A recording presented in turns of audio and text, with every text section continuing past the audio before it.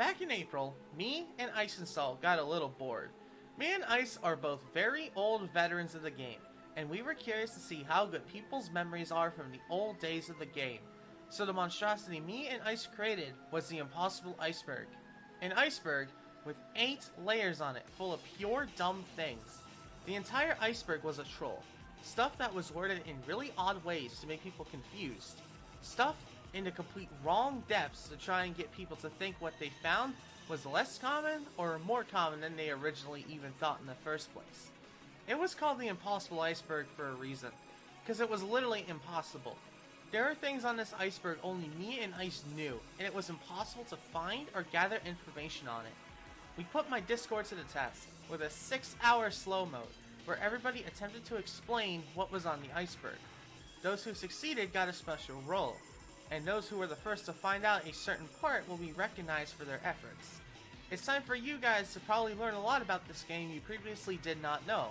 Thank you all 5,000 subscribers, because this is the Impossible Iceberg Explained.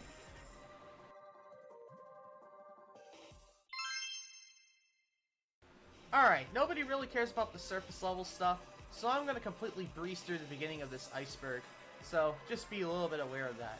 On the left, you'll see the topic I am talking about, as well as the name of the person who was able to find it out first. Alright, let's begin with T-Posing David. T-Posing David is a secret inside of Ring 3. The old way you were supposed to get there was to clip out of Slight Inconvenience. However, since laugh clipping was patched, you can't do that anymore. And currently, you can still get to this area by going ahead and falling outside of inverted colors. Upon doing this, there's actually a little bit of a corner clip secret, which gives you access to Ring 3 sub-realm, the event realm. There's a reason why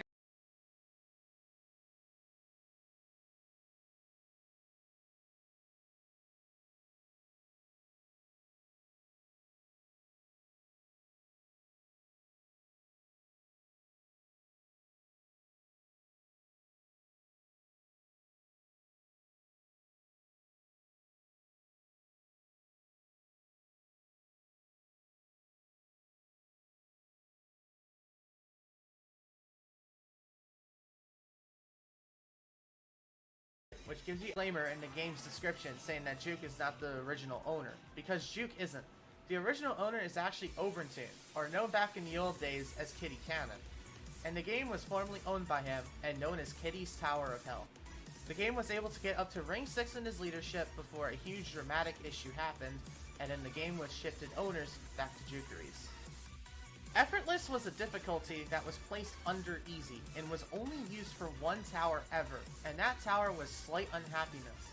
This tower would later be replaced with Annoyingly Simple Trials, along with its badge. So, if you're somebody that beat Slight Unhappiness all the way back in the old days, you already have the badge for Toast already.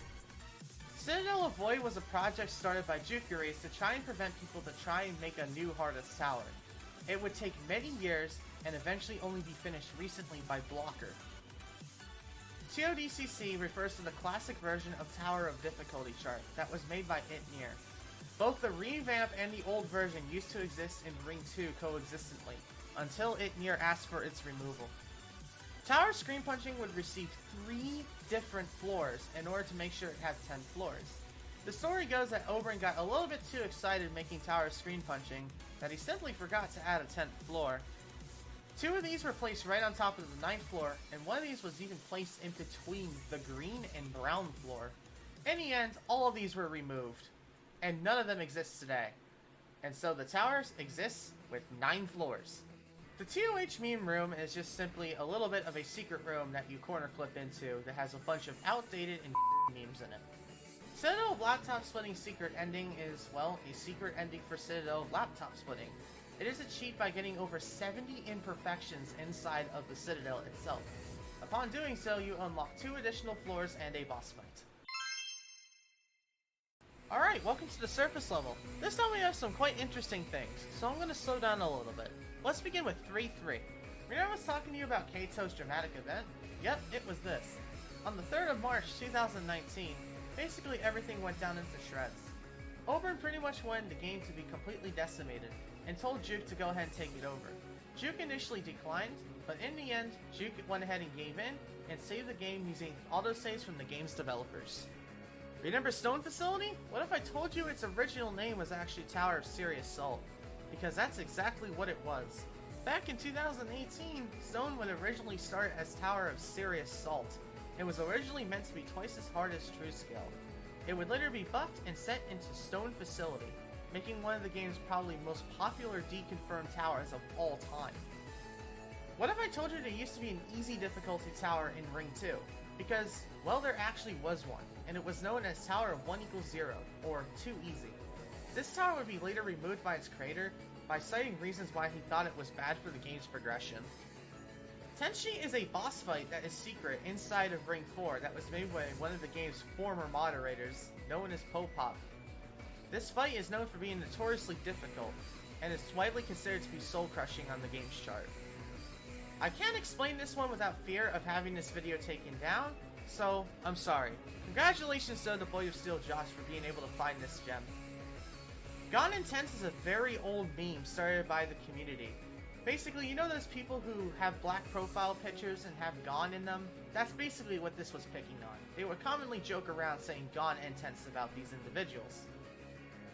What if I told you the soul-crushing difficulty on Intense gone by the being able to find this gem? Who were and was known as Godspeed. Well, that's exactly what happened. It was the same color as Terrifying, and sometime in the end of 2018, the soul-crushing split would occur, giving us the 4 soul-crushing difficulties that we all know and love today. The SC Tower Museum is a little bit of a secret museum on the top of Tower. You have to go ahead and jump from the top of the frame into the room. Upon getting there, you'll be greeted with a special museum area where you can go ahead and take a look around. Welcome to the first of 3 ocean levels. This is where information might start to get a little bit interesting to you. Let's first talk about the Yoda Badge. The Yoda Badge is a secret badge inside of Ring 2 that sits behind Chloe's plaque. There's a 2x2 little section you can squeeze into, and in there you'll see a little bit of a Yoda decal that gives you a secret badge. If you're one of those annoying people that go into the comments section of JToH music and say you came from JToH, shame on you. Because this is one of those times that you could have actually put in the game at serious jeopardy. Seal uses a lot of music from Infinity in his towers, and what resulted was a whole bunch of younger JToH players going ahead and plaguing the entirety of the comment section. Infinity noticed this and got upset, and contacted Seal inside of his own server, asking for duo music of his to be removed.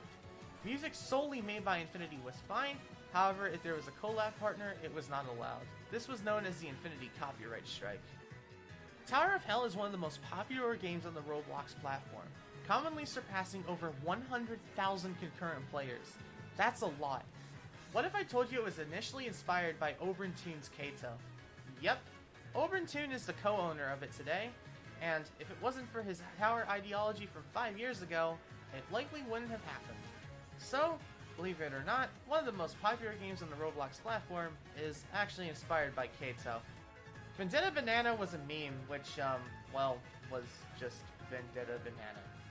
This is such a dumb meme that I really don't want to explain it any further. The piano fight is a sequel to Tenshi that is located in Ring 6. It's a lot like Tenshi where it's insanely difficult and insanely frustrating. Do you like Easter eggs? Perhaps you might want to go ahead and try and find the hidden Fidget in every single ring inside of JToH. Basically, there's a model of Fidget 20's character just hidden somewhere in the ring. Try and go ahead and find it. Good luck. What if I told you there was actually a Thanksgiving event that this game had once? It was located in Ring 2 and happened in 2019. It was a temporary tower known as Tower of Autumn Harvest. This tower was challenging difficulty, and those who were able to complete it were able to go ahead and get a special spicy turkey leg item. What if I told you that Tower of Deep Darkness was originally supposed to be for Ring 3? It used to have its portal and everything was done inside of Ring 3. However, it was moved to Ring 2, which personally I'm very glad they did, because Ring 2 has very few towers. Nilex is one of the most important people in JToH, but yet nobody ever talks about him. Nilex was an old, white hat exploiter who helped staff test old areas of the game, and he was good at it. He had a playstate compiler, but he didn't use it to steal the game or anything. He used it to help find the bugs themselves in order for them to go ahead and get patched. His work was eventually well noted and could have been the reason why that the game's very infamous gray difficulty was named nil.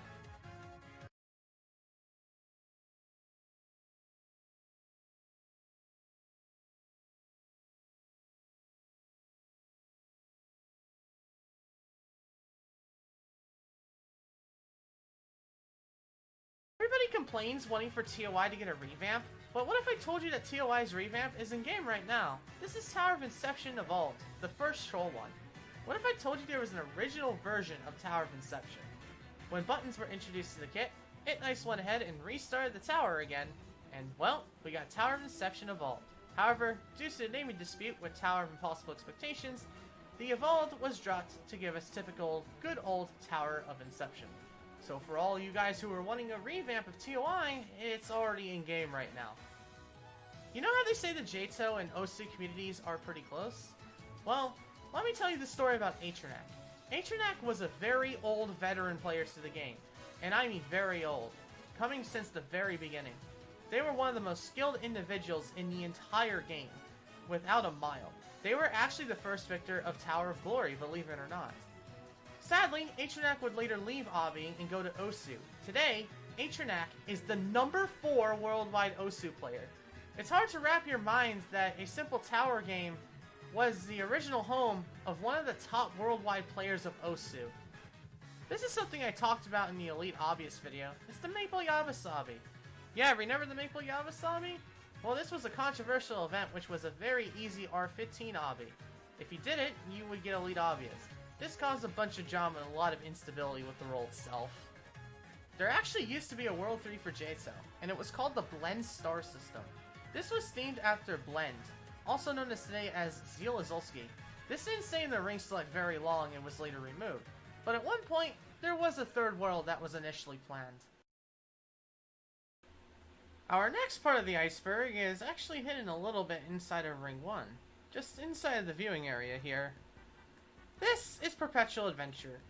Perpetual Adventure is actually what Juke was mainly working on before JToH itself.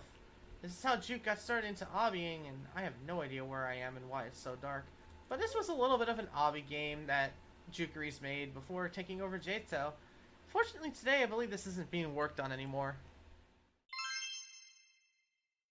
Might be hard to believe, but I was actually responsible for the first ever raid of a soul-crushing tower. Or raid, really, even period. Basically, me and 3 other people, Koi, Ice, and Kitten, got a little bored, so we rebeat Tower of Confusion using the Ghost Coil. There was a little bit of an overlook that allowed people to beat TOC with Ghost Coil, and well, this would be the last time that anybody would ever beat TOC with Ghost Coil. Welcome to the dumbest tower. Imagine if this got into JToH. Basically imagine these stupid wedge jumps trying to climb all the way up to the top, and then get followed by 0.05 stud spam at the top. It's absolutely stupid, and hence, this never made it in game. It was an absolute joke that never saw the light of day. And Jesus, I'm sucking at these. Can I get up? Alright, I got a funny story for you. For some reason in the old days, Itnir was considered egg. It was some sort of meme and he absolutely hated it. So basically, for Steeple of Egg Searching, which was 60 MMMs in Goose's creation, they went ahead and decided to make this meme into life. So, for the spring event, what did they do? Well, they pretty much made an egg inside of Steeple of Egg Searching to go ahead and get yourselves an egg of Itnir's avatar. The funniest part was at this point in time, Itnir was on the sidelines and was pretty much quitting at this point in time. And he came back to the spring event and saw this. I'm sure you can imagine what ensued.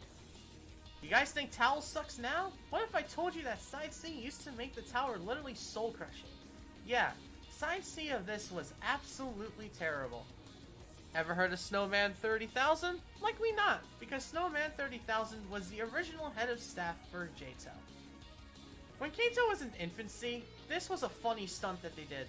The Ram Ranch Cowboy raid was pretty much going ahead and dressing up as a certain avatar with usernames of Ram Ranch Cowboy followed by a couple numbers, and then going into cafes, going ahead, playing some Ram Ranch and stuff like that.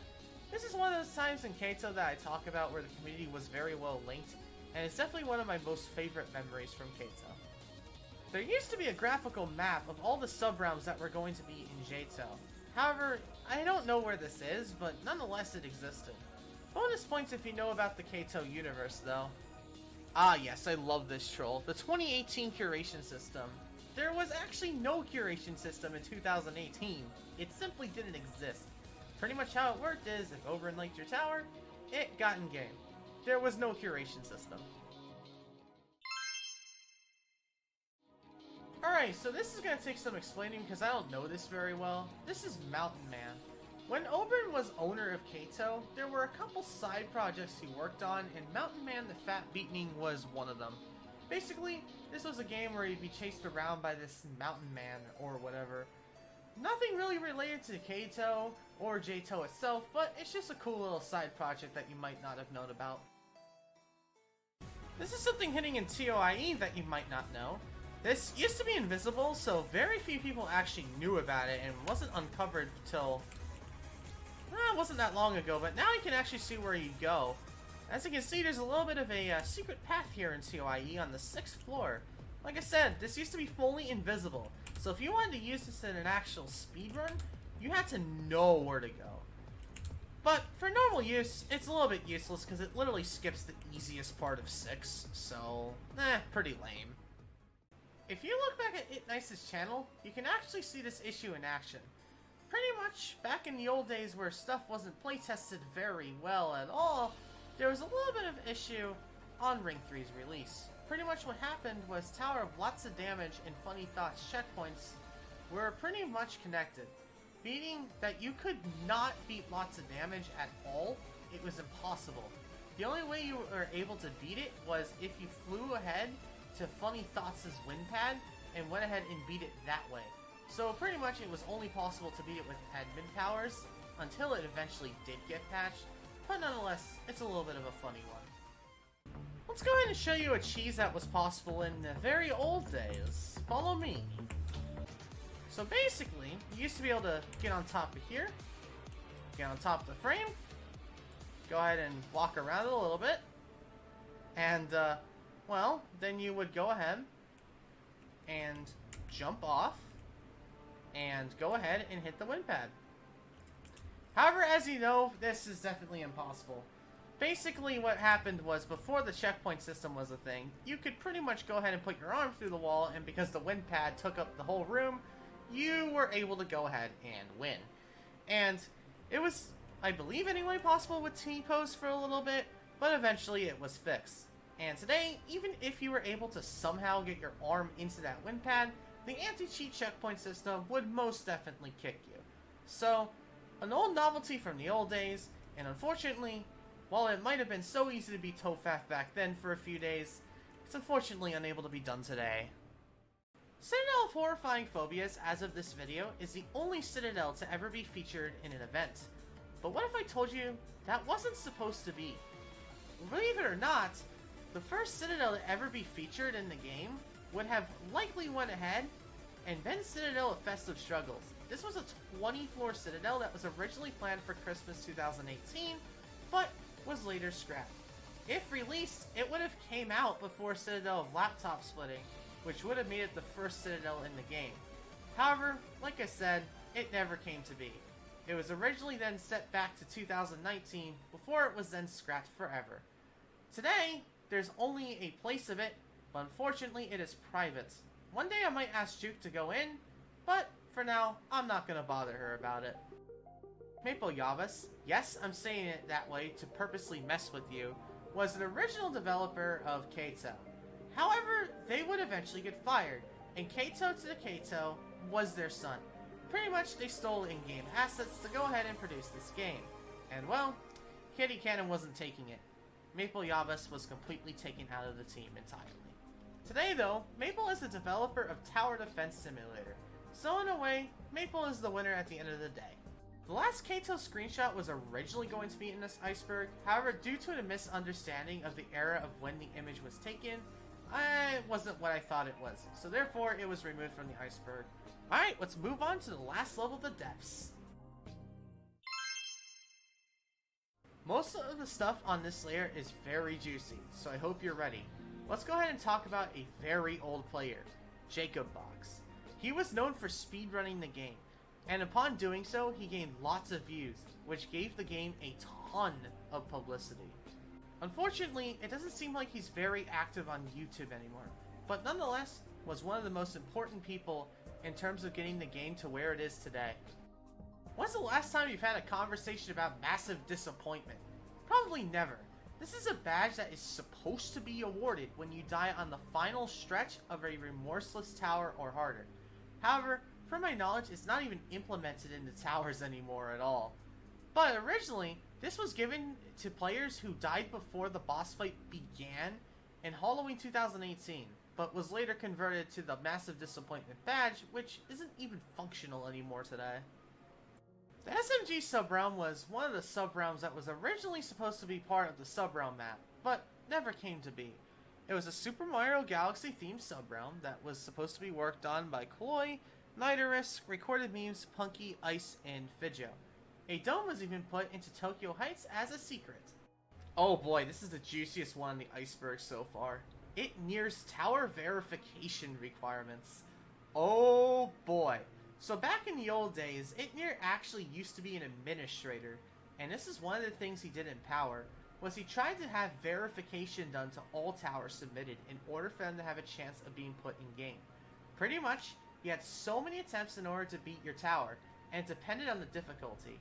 It got to the point where at the higher difficulties, you either had 3 attempts or simply couldn't have a chance to mess up at all. To put the cherry on top, you couldn't even use no-clip. You had to use console to teleport yourself upwards. If you watch in the original version of ToI, where Itnir actually shows floors 1 through 6 of the original version, you can actually see when he falls that he's in console typing out and pasting himself, going ahead and sending himself back up. This is because no-clip and fly wasn't allowed. You had to legitimately go ahead and do this, which I find very funny, but nonetheless, it's something that not many people know, and was a very interesting time. What eventually led to its downfall was that Oberyn pretty much didn't enforce it at all. This is the first part of the iceberg which was never found and was never broken through. This was the old JToH universe. Pretty much, Oberyn had a vision for the game and split the game into worlds, galaxies, and eventually the universe itself. Pretty much, it was estimated that under Oberyn's dream that there could have been thousands of towers in the game.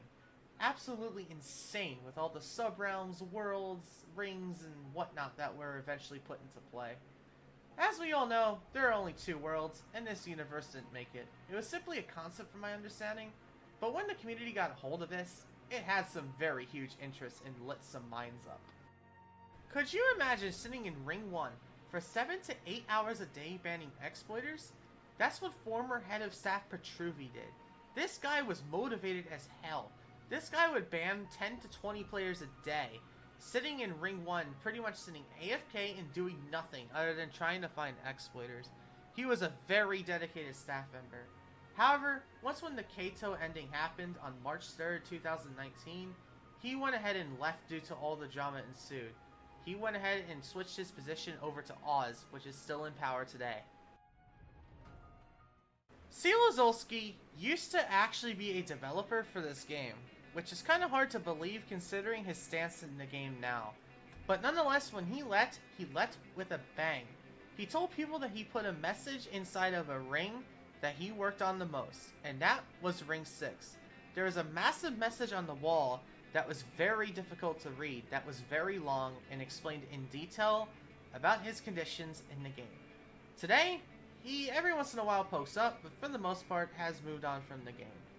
Nonetheless, he is probably one of the most important people that this game has ever seen in terms of where it is now.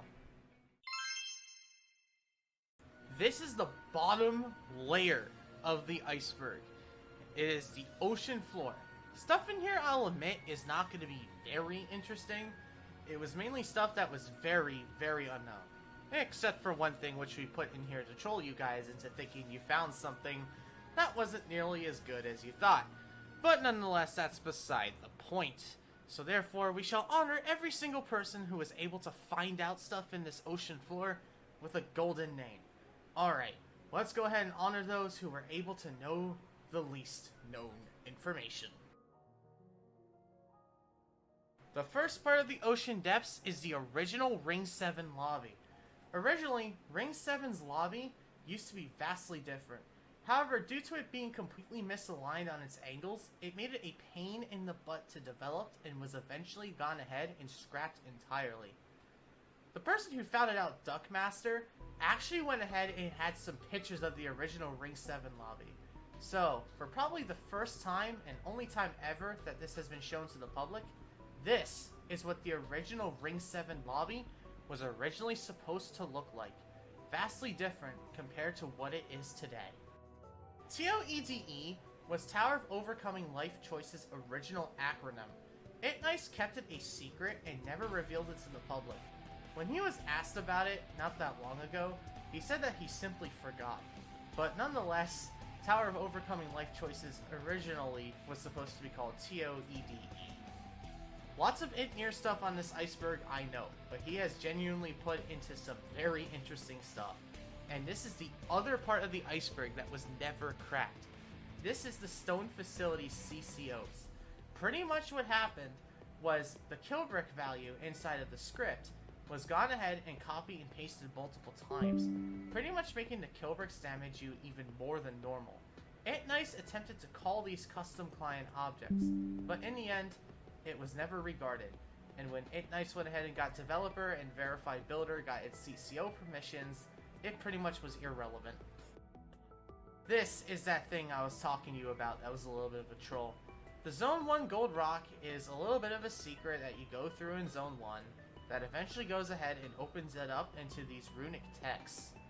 And well, that's pretty much it. It's just a little bit of a secret inside of Zone 1 that you can do.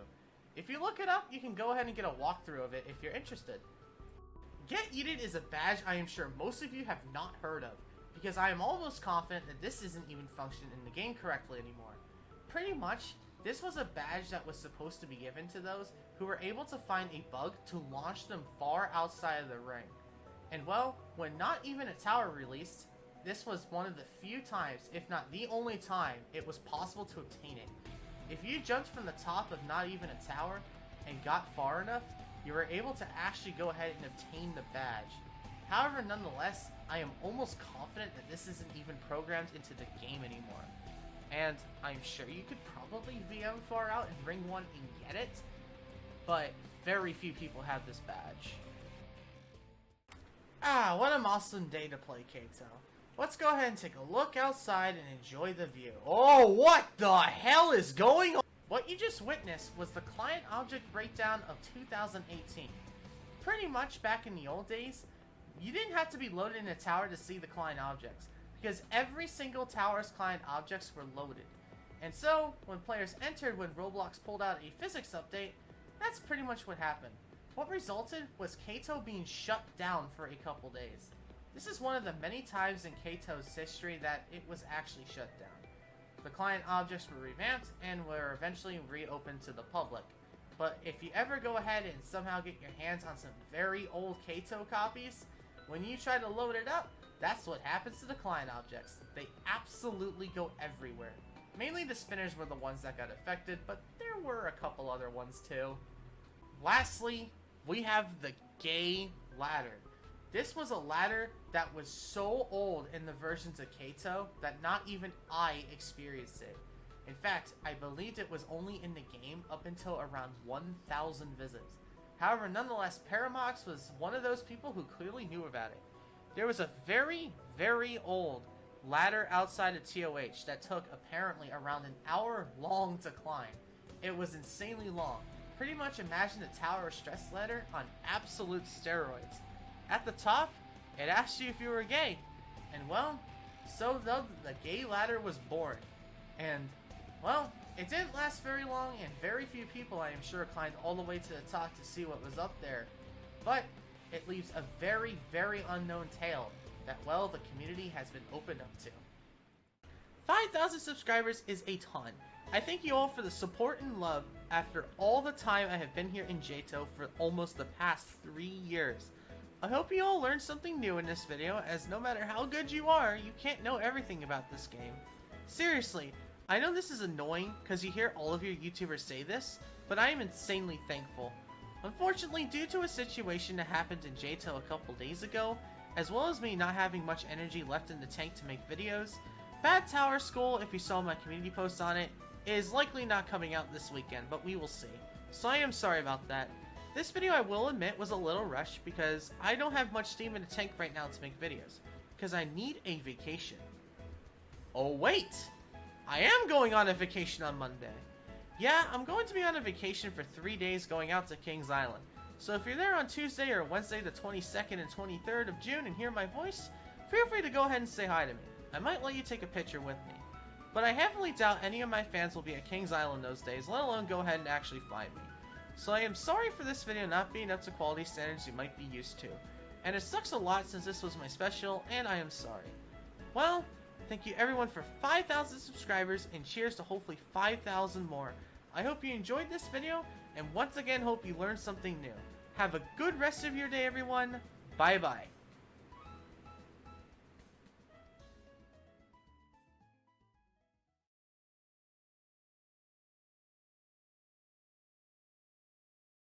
Okay, are all the annoying JHT and JJT kids clicked away from the video? Good. Alright, follow me. We forgot something.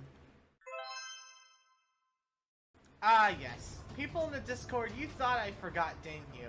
Well, well, well. Don't we have the Golden Challenge? In some icebergs, there's a final little thing on the ocean depths, or whatever it's called in icebergs, where it's the yellow color. This is pretty much like the ultimate thing. Like the single, just ultimate thing. And well, that is the forgotten difficulties for this iceberg.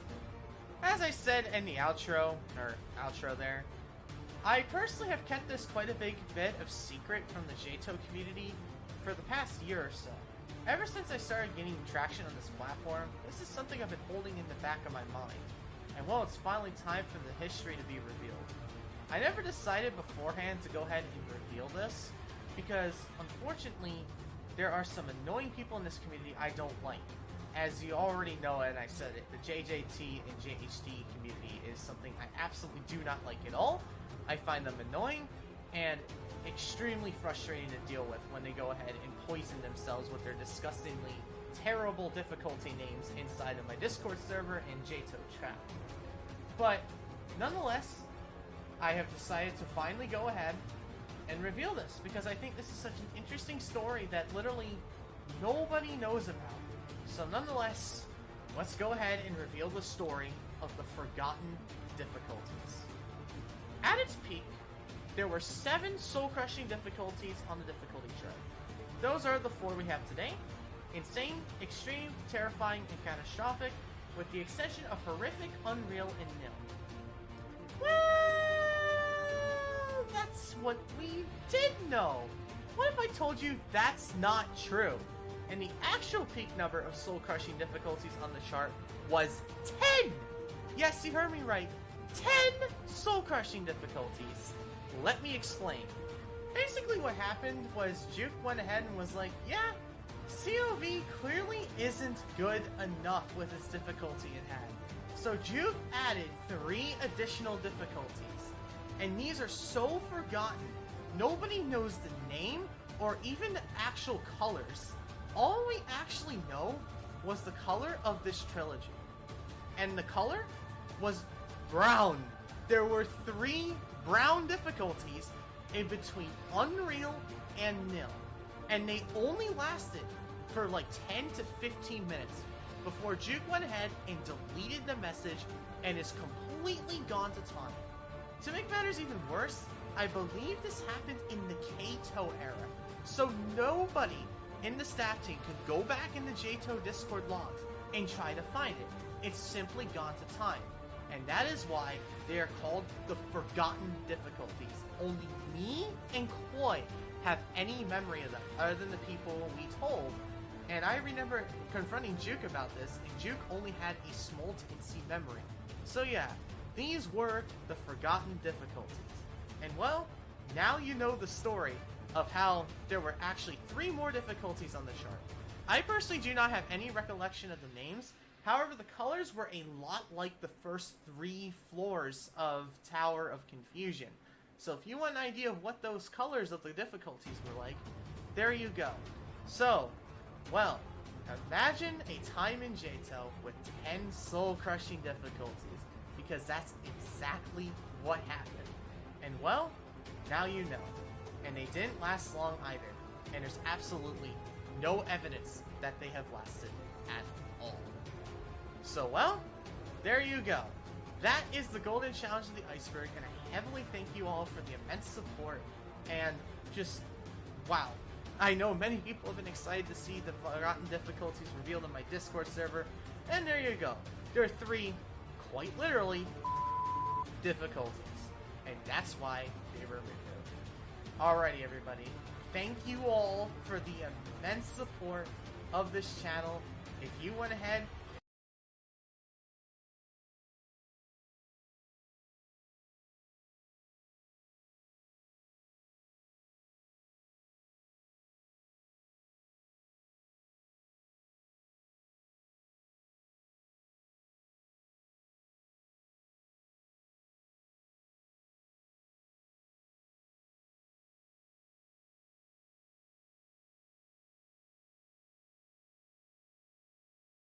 Hello there, everyone. My name is Logan ISL, and welcome back to the second episode of The Push to Terrifying. This is a series that builds up on previous episodes, so if you haven't watched episode 1, I recommend you do so, because I'm about to spoil what's happening in this episode. But in the last episode, I attempted some tiered obbies, and it didn't go well, because I had absolutely no fun and enjoyment out of it. And then I went ahead, and then my peace-sized brain remembered Purest Towers of Hell existed. So then from there, I was able to beat my first Remorseless Tower, after having a shovel swung on my butt by ToIM.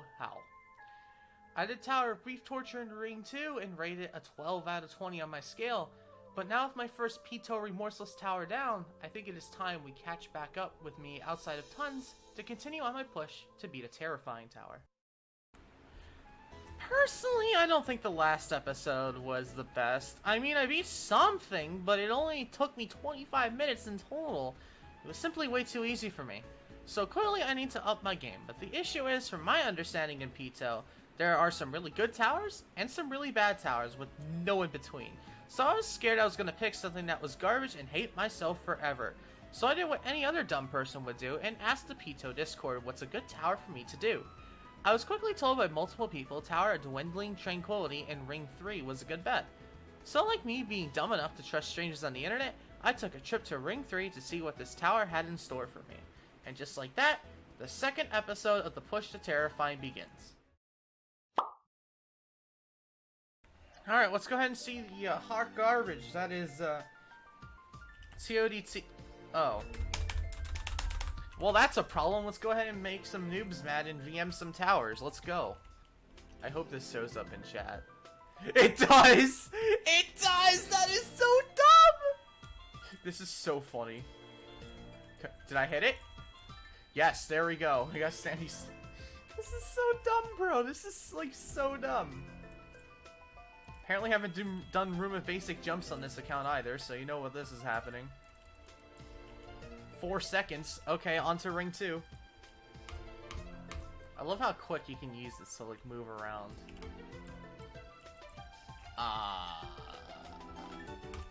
Use fast VM at your risk. This is so funny. I know that wind pad is somewhere. There it is. There we go. And now we got Ring 3 unlocked. Let's go. Alright, let's go ahead and give TODT a visit. Tower of Descending Tranquility. Oh geez, I need to turn down the speed. Just letting you know that all neon is collidable and the frame can't collide false besides the floor. Well, this looks like a very interesting tower. I don't know how to feel about this. This looks really funny. How... Okay, not a fan of that. I'm gonna admit that. That is not a cool truss at all. Alright, so this tower seems a little bit weird. I got no problem with a weird tower. It's just a little different than what I'm used to.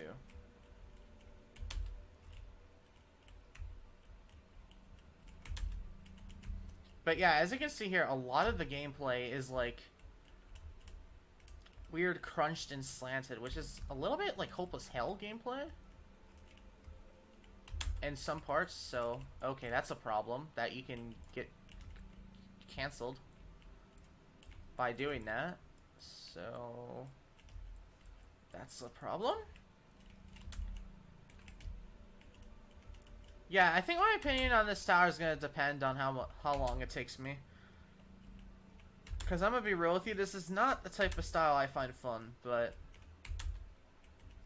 I'm always open to try new things, so I can't really complain. One thing I'm immediately noticing is that this tower is constructed to be dumb. Because look at this cylinder.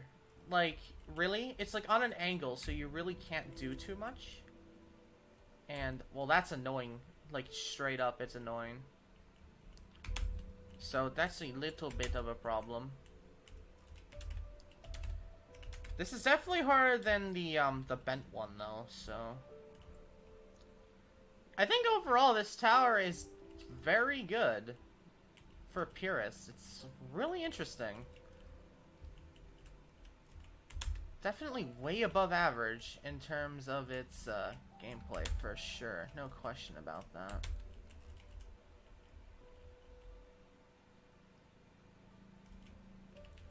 Bro, I can't go on a trust right now because I suck? Yeah, what a surprise.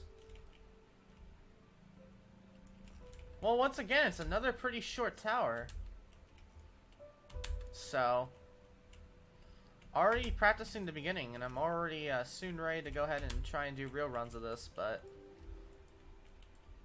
not feeling too confident about this tower, though, in terms of how fun it's going to be, but its gameplay is definitely way better than Brief Tortures, or Brief, yeah, it's Brief Torture, not Torment.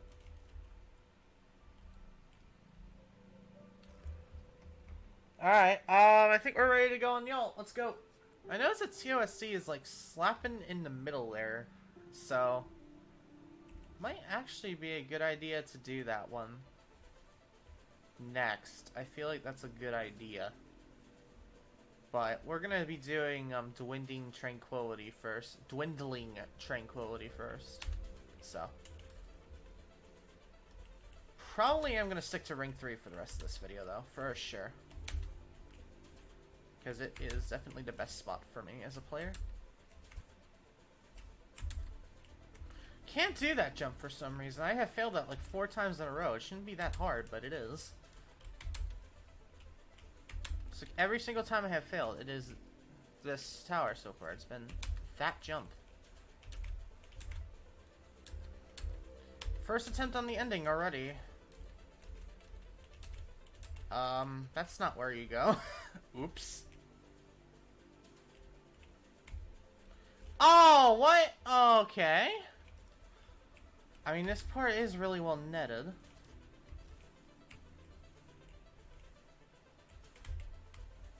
No! That is so dumb. I knew I was not gonna fluke it. Come on. I knew I wasn't gonna fluke that tower, dude. That would have been too good to be true. Oh, what a shame. I mean, who knows? It could happen this attempt. Literally fluke from this jump to that part. That is really good.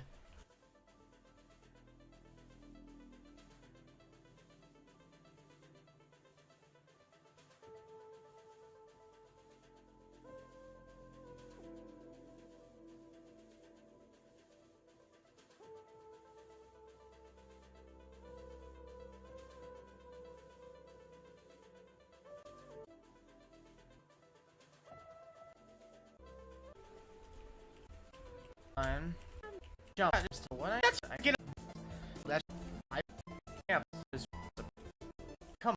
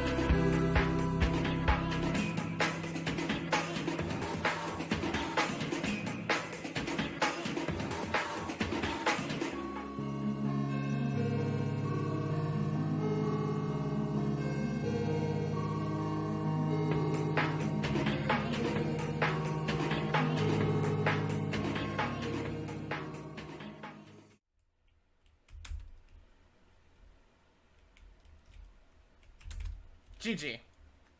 GG. Nice. Alrighty.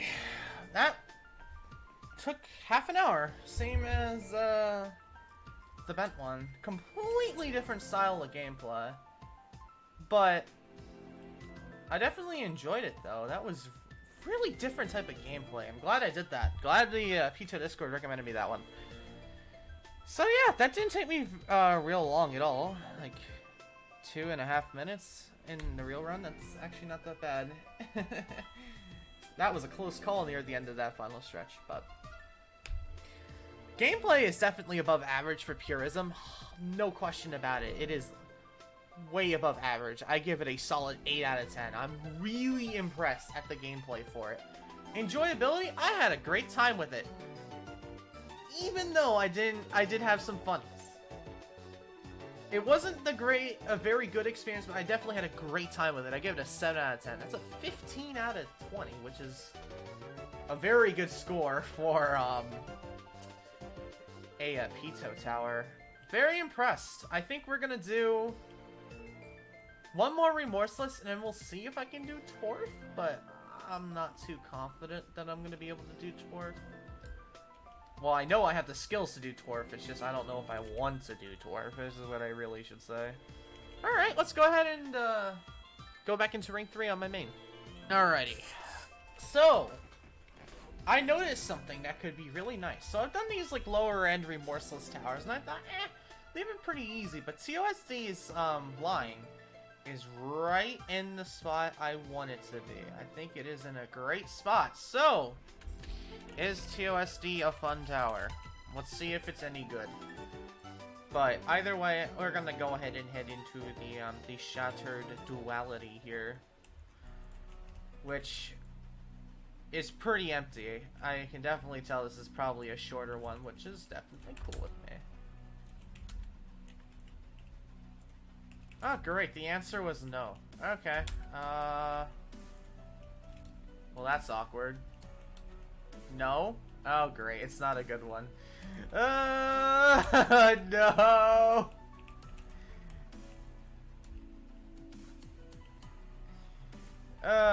Awesome. Let's do it then.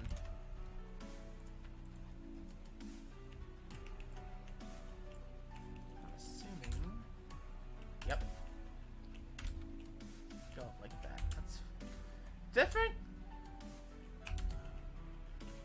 That's actually pretty creative, actually, that I think about it. That's actually really cool that you flick left. Typically, you don't have to on a jump like that.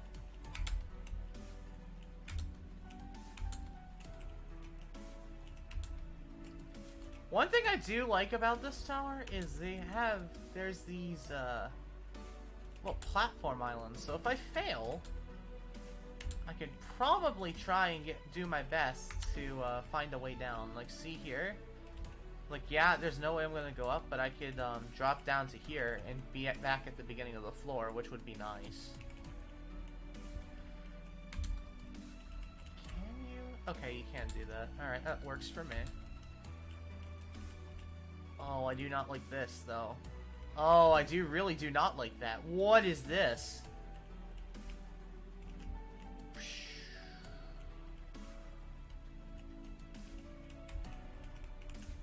Oh, boy.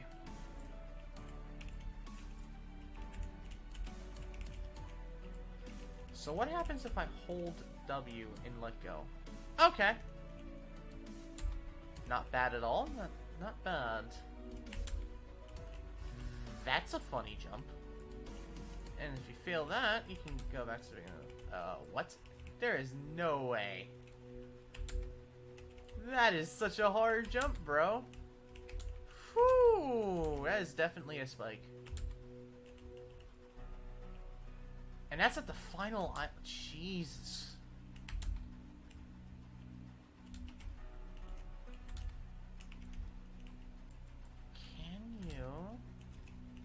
Hold on.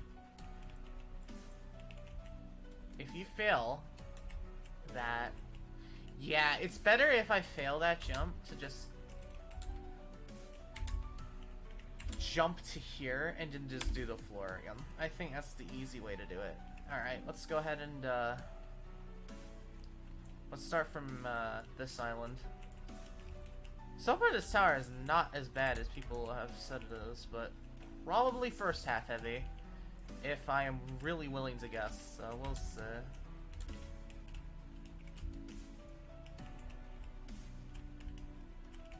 Okay, this thing is literally a problem. Like, this is actually a freaking huge issue. Like, I am not a fan of this.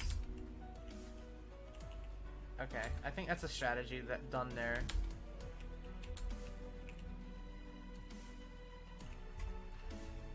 Alright, I think we're gonna be done with that. I didn't do that entire part, but I really feel like I don't need to.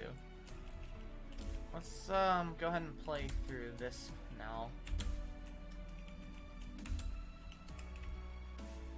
Oh, garbage jump detected. Except for when you have done it the wrong way. Great job, Logan.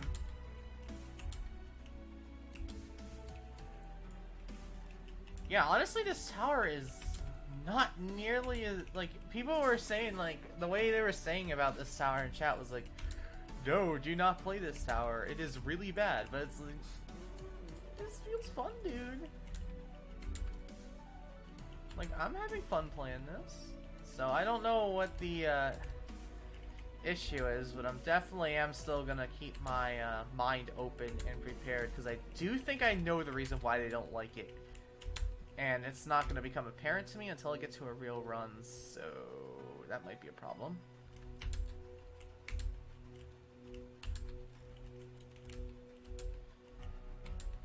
This is probably one of the shorter practice sessions I've done for these towers so far. And I'm going to be real with you, all three of these, even though this is like way higher up the chart, this feels really easy. So I really am not too, like, sure about it, but I don't know. Really only one way to find out, I think. And that's to actually get in a real run and give it a shot, because definitely this beginning is hard now that I'm playing it, Jesus. It's like all of a sudden Zolpez is like, let's go ahead and make the difficulty easier, so... That's a problem. I hate when obbies do this, like type jumps like that. Come on.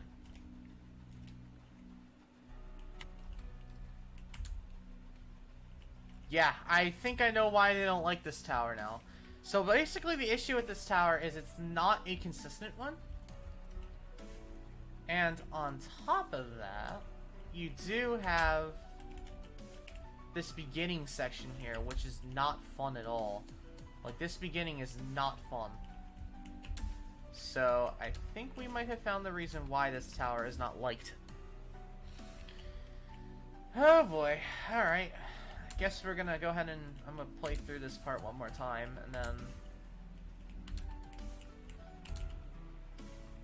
we're gonna go ahead and, get back on the ult here, which is gonna be right now, and then... we'll go ahead and give her a shot. I don't think this is going to be that good. Why is that so close? That is an immediate complaint I have. That is way too close. Like, bruh, that is such a dumb timing. You should do that jump facing the other direction. That's actually helpful. For once, one of my fans is actually helpful instead of annoying me. I can't believe it. I'm actually going to start doing it that way. That's way nicer to do than the other way. But god, this beginning is freaking garbage. And of course hit my head. Why am I not surprised? Nice, past the first layer. Finally. I think that really matters anyway, because if I fail, I'm gonna fall right back to the beginning anyway.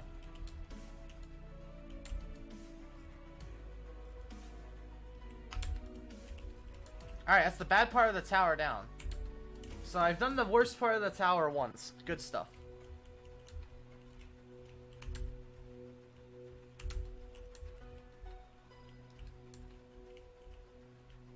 Go to the left side, I almost Fell for my own idiocity again. No!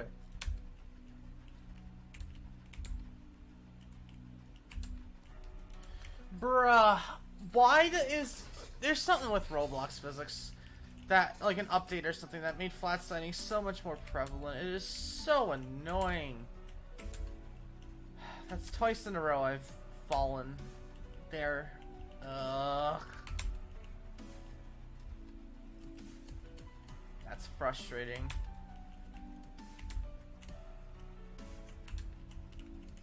Why is that? Why? Zolpiz! Why did you put that so close? That is literally the hardest jump in a tower because it's such a dumb timing to land. Oh, that is like my biggest pet peeve fails in JToH or whatever is when you barely miss. That is, ugh. Especially when those squeeze jumps that you do off of, ugh, biggest pet peeve. It's so frustrating. I hate it when that happens. Like, come on. It's kinda dumb, not gonna lie.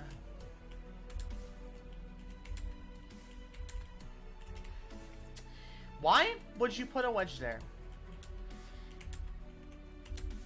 Yeah, I can definitely tell the more I'm playing this tower, it is not...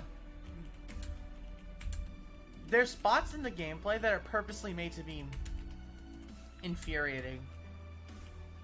Like, I could tell there's parts that are designed not for enjoyability, but by, like, to be annoying on purpose. That's the type of vibe I'm getting from this, and that is really not good news. Oh, come on! What a scam! Why? Why? That is so dumb! Really, dude? You've got to be serious. $10 I'm failing. Just saying.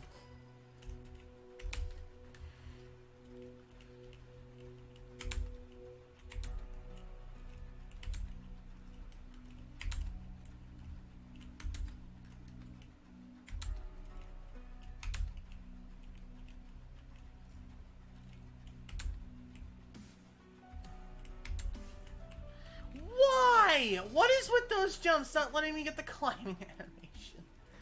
Well, we can beat this soon, for sure. Not bad.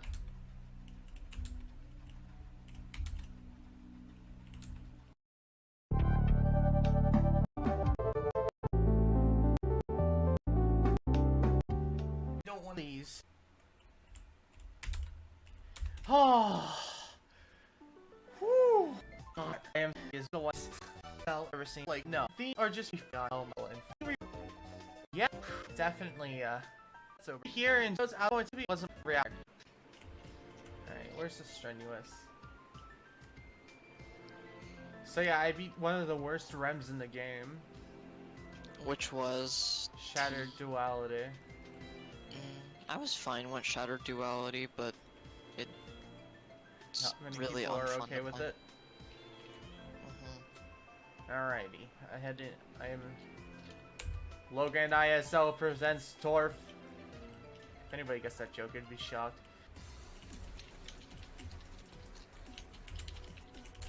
Bruh, I can't do an easy part. Let's go. I'm about to get to 2, I think. Unless it gets scanned off an attempt, which is likely, because this is literally Torf. Alright, let's see if I get scanned out of an attempt. You ready? Yep, I did. I got scanned. Let's go! Let's go! Alright, I'm gonna fail here, aren't I? Oh, I think I'm at the garbage jump now. Oh wait, I'm almost at the garbage jump. Vets gets my PB. Garbage jump, ready? Oh, that jump. Oh, I got it! Nice. Yeah, so you jump from, like, the last one, and then... No, I have my own strategy for it. And then... I'm an idiot. I am so dumb. Alright, that's not bad. Alright, I can't believe I got there so quickly. Alright, I'm not gonna do a dumb fail like that again. Even though my name is Logan ISL, and I am going to do it again. Yeah. I'm gonna show you the part I actually need help with, because there's a part at the end of 2 that I actually need help with. So, what I kind of do is that while I'm on the ladder, I try to position myself on this. Hold on. It's only showing my thing right now. Okay. Okay, so when you go on to... Okay, oh my god. It's kind of annoying, but you're gonna need to have patience. Oh my lord, I'm terrible. But once you get onto it, you can like maneuver yourself until you have your camera angling on this. Okay. And then it'll be easy right after that. I see. Like it barely lets me go most of the time. And then you're at the end, basically. That's good. Alright. Just tell me if it works for you. Because I never had any form of difficulty with that. It's just I suck. You gotta remember that. Yeah. You have bad luck. I mean, I haven't had the worst luck. But you have pretty bad luck. Yes. From what I remember. Yes, yeah. From what you remember? Yeah, because ToIM. Oh, I can just jump right onto that truss. That's useful. That's what I'm gonna do then. Really? You can jump onto it? No. After the Garbo jump. So I beat beef torture. Yes. Beef torture. Beef torture. Yes. What's funny is that Lurt had a tower called Fresh Meats or whatever the hell it was, and it was GBJ hell. Oh my god. For this tower, for this game. Tower of beef torture. Beef torture. I would like to see a sequel to Brief Torture because it's a very cool tower. I like it. Imagine a JToH version of that with like client objects. And That'd there was be like interesting. and there was like 2 instead of 1, if you get what I mean. I should try make that honestly for my first tower. Restarting. Because if you think about it, Brief Torture is what should I call it? Pretty simple. It's simple. And if you add creativity to it, then it's just gonna be cool. Oh, I got in the climbing. Okay, that's fine. Alright. I was an idiot. Long story short. Lurt's on floor 9 of GF right now? Oh no. Oh, really? If Alert wasn't in JToH basement, I'd actually go into the VC with him. JToH basement is loud. Well, plus I can't put it in video because they'll be swearing every other word. It would just be bleep central. Hold on, let me. I send it to Brandy.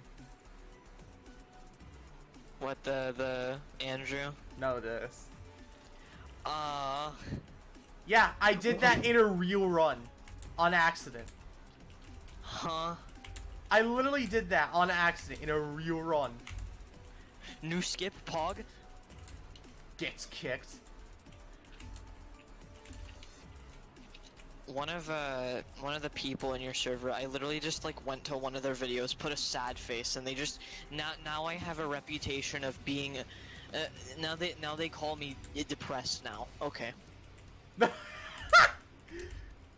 so dumb. So if I put a frowny face, then I guess I'm depressed. You know what to do when this video comes out then. The second episode of Push to Terrifying.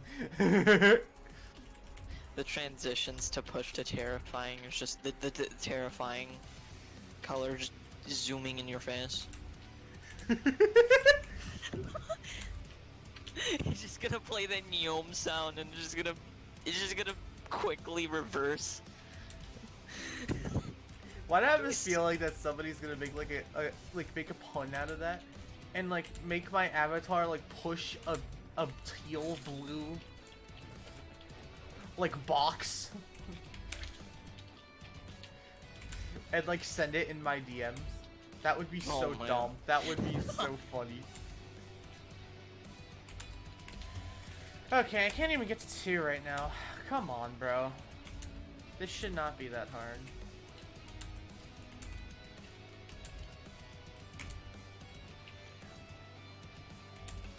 Why can't I not pass that easy wraparound? I keep having so many issues with that jump now.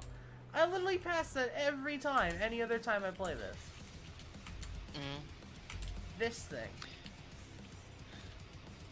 As I try to walk around it, I'm so professional. Yes. Yes. You sound so weird doing. Okay, dirty-minded medley. No, it's not like that. It just sounds super weird.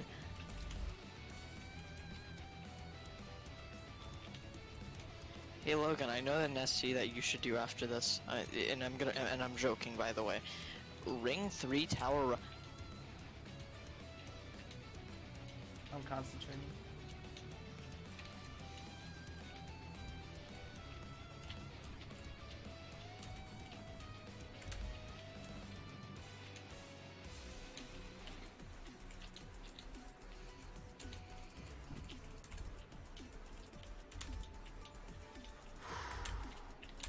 I think I might be at 3 here in a second.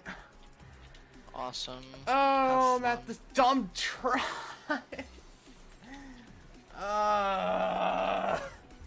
Here, back.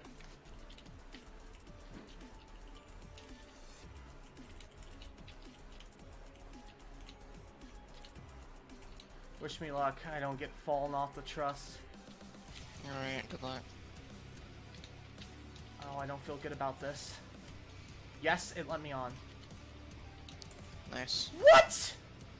What happened? I pressed space and it didn't launch me at all! Oh. I got trust physics. Are you freaking kidding me?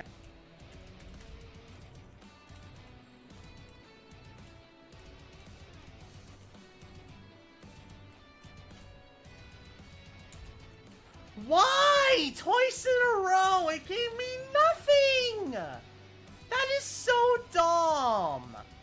That's 2 times I could have beaten the tower. Are you kidding me?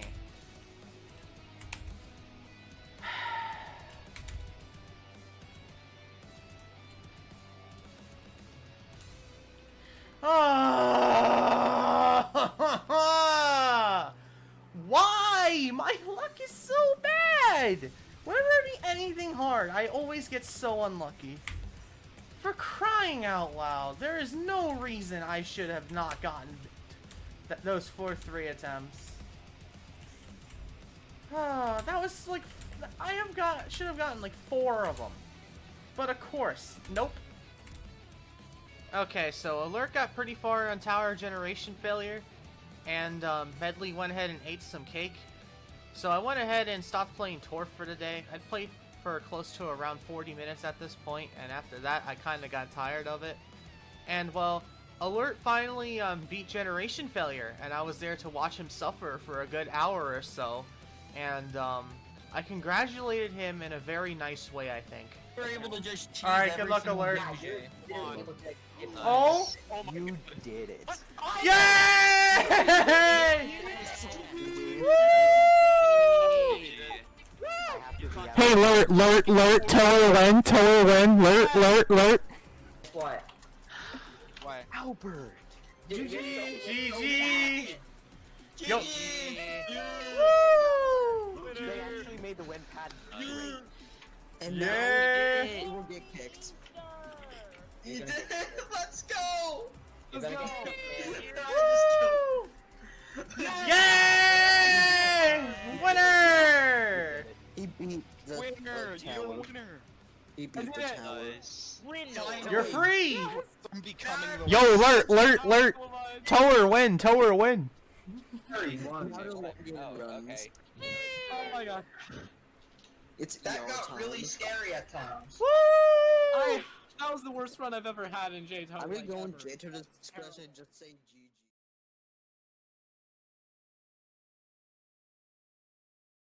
What a big shocker, Roblox is updating. It's a... Oh. I thought Roblox only updated on Thursdays. Whatever. So yeah, definitely yesterday I got pretty unlucky in terms of turf. But hopefully today things will go a little better because... Yeah, yesterday I definitely did not have the best time with it. Not gonna lie. So, hopefully all will be well. But nothing really much to do other than to go in because I really don't think this is a tower that I necessarily can practice much more. It's really just brute forcing it and just hoping I can eventually get it down. Because that's really all I can do at this point. Because I made it to the end, like, what was it, like twice or 3 times in a row yesterday? And just got cucked over by trust physics. So hopefully we'll get a little bit luckier today, and might even get this done quickly, depends on how it goes, but yeah, let's not. I don't think that's gonna happen, because, yeah, my name's Logan ISL.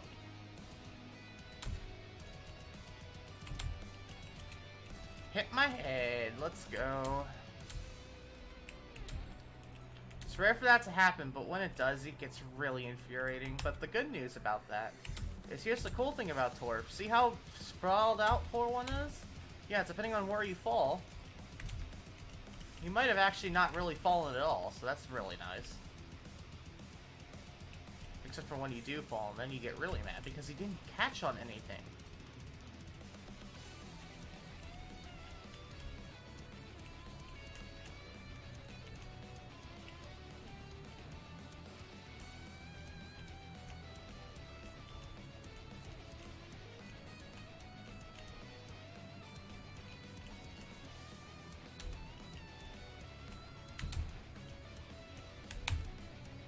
What?!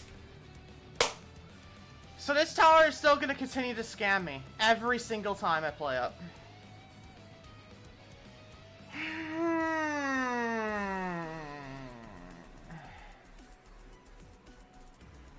You know, am I ever allowed to get good luck on anything hard anymore? Like, whenever I try and beat anything that's remotely difficult, ever since I did difficulty chart in Double Trouble, I'm just not allowed to get lucky.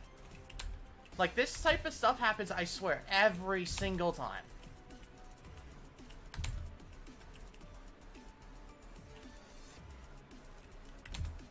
Yep, I knew it. I freaking knew it. Like, come on, man. Like, why can this tower not...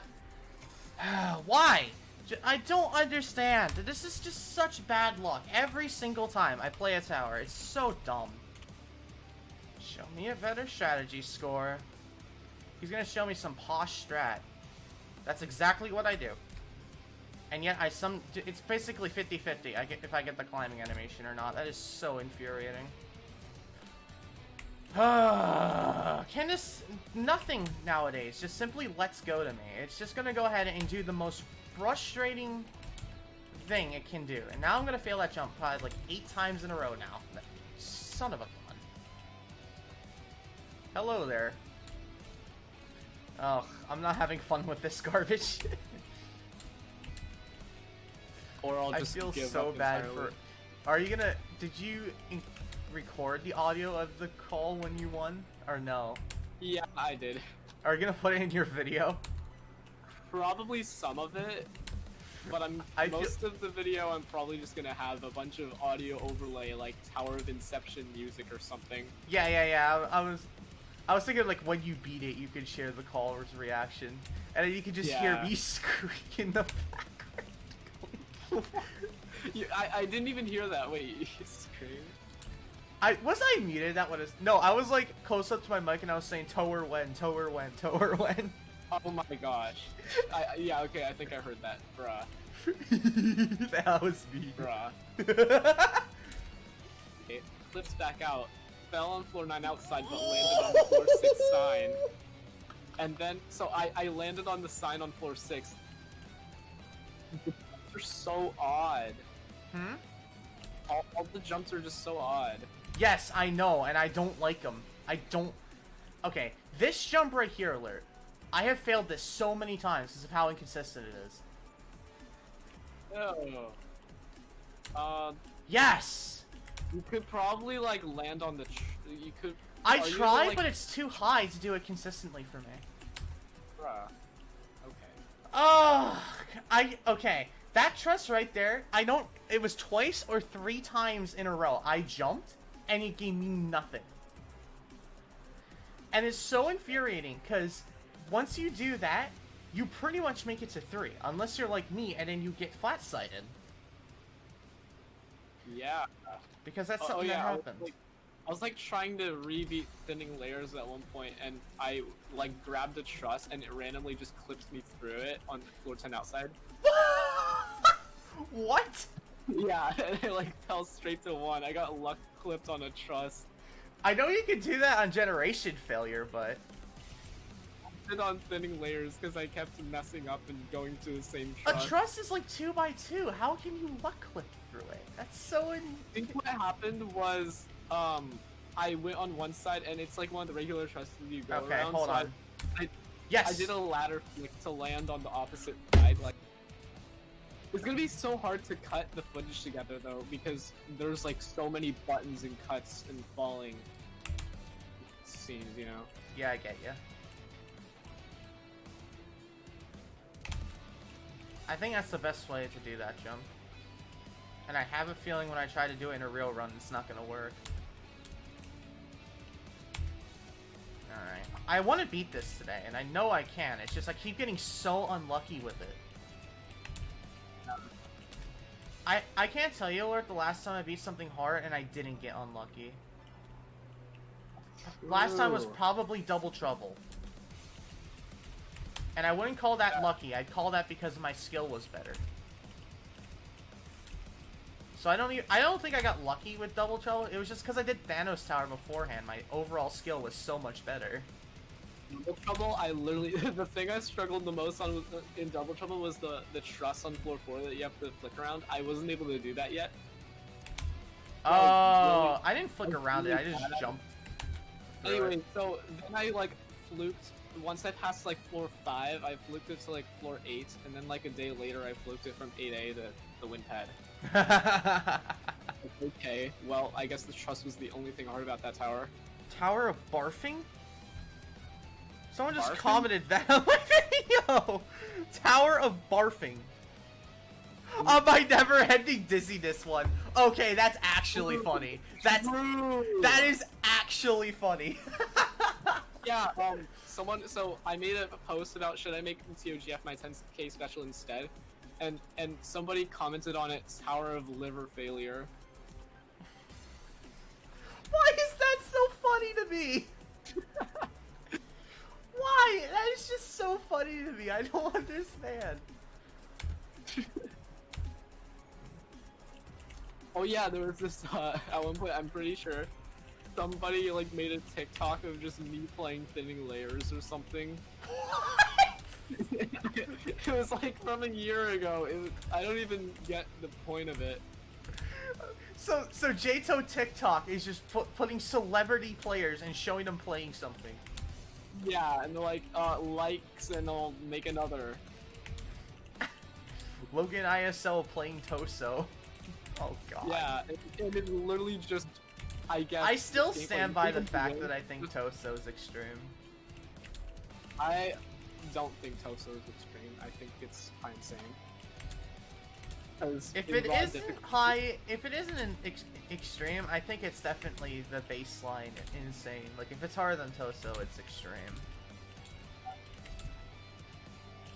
I was joking. I forget who I was. I think I was on a VC with Medley. You know that Unreal Tower Doozer made? It's like roof something.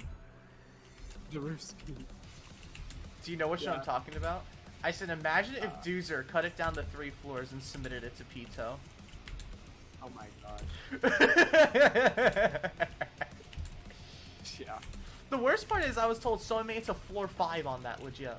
Let's see what unlucky thing do you think is gonna happen to me this time? A slanted thing is gonna drop you.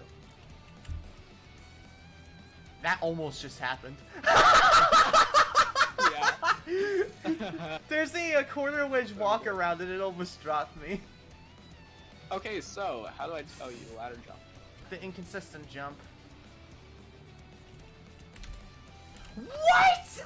Are you kidding me? It worked every time in practice. And of course, when I am in a real run, it doesn't do jack crap. Yeah, that's ToGF floor 9 now. Oh my god, I don't want to play this anymore. Yeah. Urchin is like patching way too many things. That GBJ is ridiculous. I honestly think it's a little bit, because I actually had a talk with Urchin, and me and him are kind of on the same track in terms of things, but honestly, I think they need to stop patching generation failure skips altogether, because it's just dumb. Yeah. Like, I said this in my video, it's like, because of blocker going too far, and I'm not saying that it's completely on, it's all on block or anything, but I think it's definitely a problem, is the fact that, seriously, I just got unlucky. I think what causes all of these skips to be found in the first place is because they won't stop patching them. Yeah. Like, when's the last time do you think somebody found a hopeless hell skip? Like, seriously. Because there were so many of them. Well, not there wasn't. Nobody was finding them. Yeah, there was no need to find them because they already had a good amount of them. Now they're all patched. What are people who are attempting hopeless hell now are going to do? Skips. They're all looking for skips. Yeah. And that's what's going to happen. Every single time Urchin patches generation failure skips, there's an infinite amount of skips on that tower. I'm dead serious. Yeah. It's so dumb. This is a game that is supposed to be, like, you're supposed to play and enjoy yourself. It shouldn't be that you have to be careful of who you tell skips because you don't want them to get patched. So that like, others can enjoy it. I beat ToGF, right? And there was this person who's just like, how legit was he? I don't care unless he was fully legit. Those people are just so annoying. There's a massive problem, no question about it, in regards of, spacebar. There's a massive problem in terms of definitions with difficulties. Because so many people are saying that generation failure is high terrifying. And honestly, I disagree. I don't know how you are. It's so frustratingly punishing and safe at the same time, somehow. To me, I feel like a lot of the reason why people think it's high terrifying is because it's such a rebeatable tower. It's honestly a problem. It's rebeatable, but beating it the first time is where the difficulty comes from. That's where the difficulty should be considered. Yeah, like, I can beat thinning layers over and over, but it was hard to beat it the first time. I failed floor 10 outside like 7 times. There's so many people who say, ew, thinning layers is REM. No, it's not. It's because you're so good at it. Because it's a consistent tower that's rebeatable. It's not that it's REM, it's because you're good at it. And it's not because I suck, Exactly. It's because it's genuinely difficult. Like, come on. If you've already beaten it, then it's not going to be hard for you. Right, do you think somebody trying to rebeat Cruel Punishment is going to have nearly as bad of a time as they did the first time? Yeah, it's going to suck, but it's not going to feel like it's very high cata to them anymore. High adrenaline is going to be like mid-insane until people can get consistent at floor 10, and then they're going to be like, okay, now it's mid-ramp. That's exactly what's going to happen. And the problem I have is that I don't understand this mentality that the community has, and it's honestly kind of dumb. You know what I've noticed over the years? Yeah. If there's a tower that's sitting right on the peak of REM, they want to push it to Insane. But if there's an Insane right on the bottom of Insane, they want to push it to REM. Yeah. Like, what is it, guys? What do you want? It's like, do we need some sub-difficulty for borderline towers? They're basically just... They just can't handle flaws. And, well, here's another problem. There's the reason why there are so many peak REMs is, think about it, right? If you make your tower only a little bit harder, you're making it pretty much it's so much harder to get it in. If you make it a very low Insane, it's pretty much impossible. But if you make it very high REM, well, guess what? You gave yourself an infinite chance more to get it in. So what are you gonna do? You're gonna put it at the peak of REM because it's a higher chance of getting in. So that's why. High adrenaline. Yeah, I know. For the past 3 releases, we've had peak REM towers. It's ridiculous. Yeah. Peak REMs are like, I'm actually tired of them. Because we got Ring 8 with Toso, which got moved up to Insane. We got Zone 4 with COQ, and debatably TOTV as well, so that's 2 of them. That 2! And now we have Ring 9 coming out with Bent Trauma. And that also doesn't take into consideration that the release just before Zone 3 had Extreme Hell in it, which is also a peak rem. There are so many peak rem towers in this game, and for good reason. I don't blame curators for doing it. It's just, it causes an issue when you're going to the difficulty pulls. Yeah. It's such a big problem, and it's like, what happens if the community's 50-50? What are you going to do about it? Because I'm willing to bet you the community is going to be pretty split on Bent Trauma. I genuinely think it's going to be like a 50-50 issue.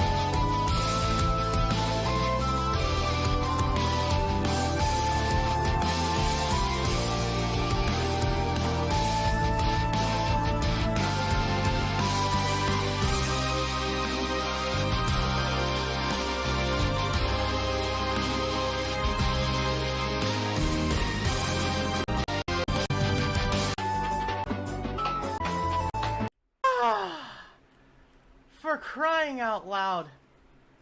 Oh.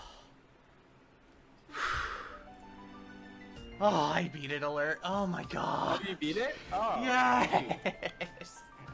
Nice. Okay, I don't know if I'm safe here. I'm literally gonna jump here. I'm paranoid. I don't want to beat this again. Oh my god. How do I... Where's the win... Oh. Oh, there was the win pad. GG! Well, and there we go. I finally beat ToIM and was able to complete my first JToH SC. Even though these two videos are being uploaded 2 weeks apart, I was actually able to do this in 2 days. I beat the 3 rems and got very close to 3 multiple times on the first day of ToIM. So personally, I'm very happy with my quick progress. I would actually highly recommend anybody that is playing JToH to actually give JToH a visit to increase their skill level. I think JToH is a great tool, and I feel like a much better player out of it, because I feel like ToIM gave me like much more skills, and I'm really happy how it came out, because the nice thing about it was the fact that I would have never done some of those weird and complex jumps if I hadn't have played the tower.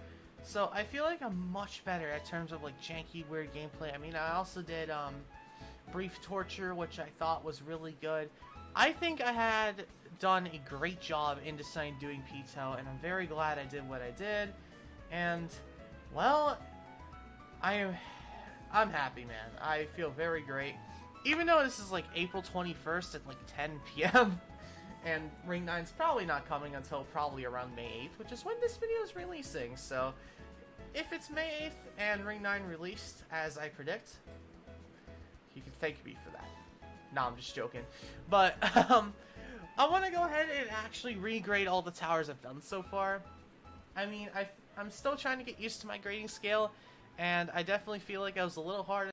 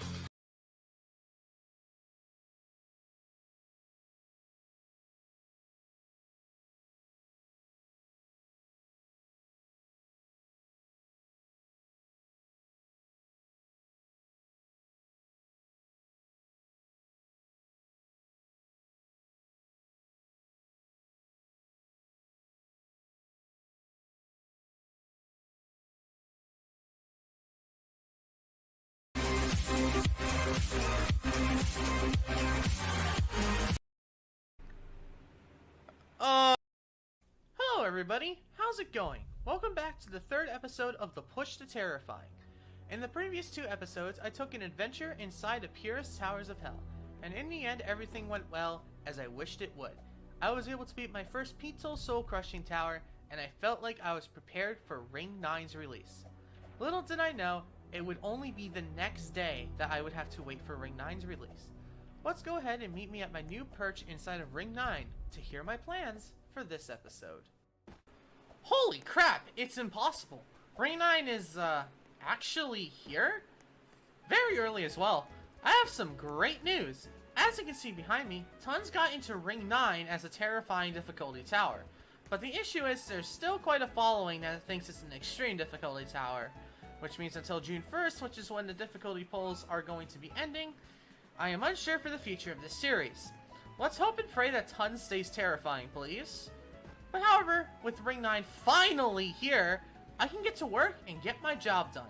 It's finally time for me to actually mark the true beginning of this series. In fact, I am looking at the tower I plan on doing right now. Tower of Bent Trauma is a tower that currently sits at the peak of Remorseless. Sadly, it seems as if people don't care about this tower, as people really care more about ToIM, since it's actually insane. But I think this tower will benefit me much better as a player due to its gameplay style. Plus, I have heard some very good things about it. Let's go ahead and check it out.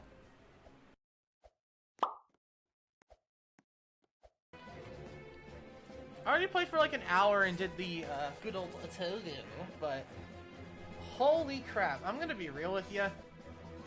Ring 9 on the ring slot looks out of place.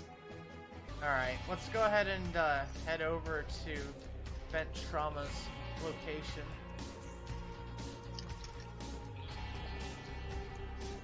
Tower of Bent Trauma.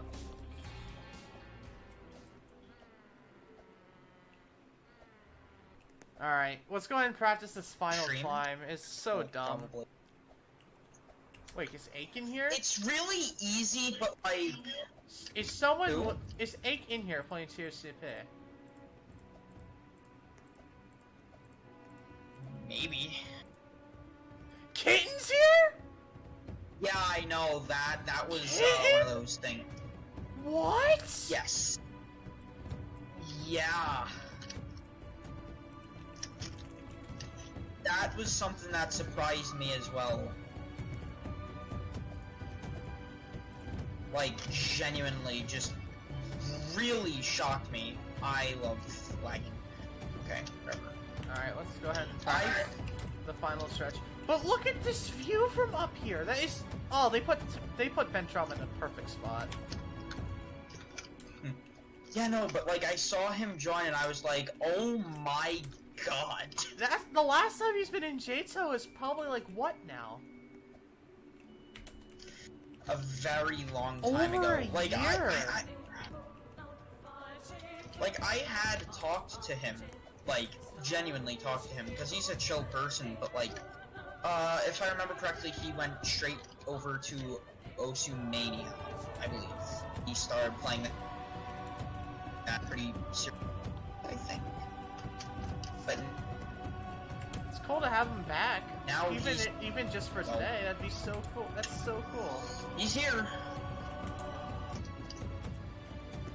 Man, this final stretch is pretty freaking long.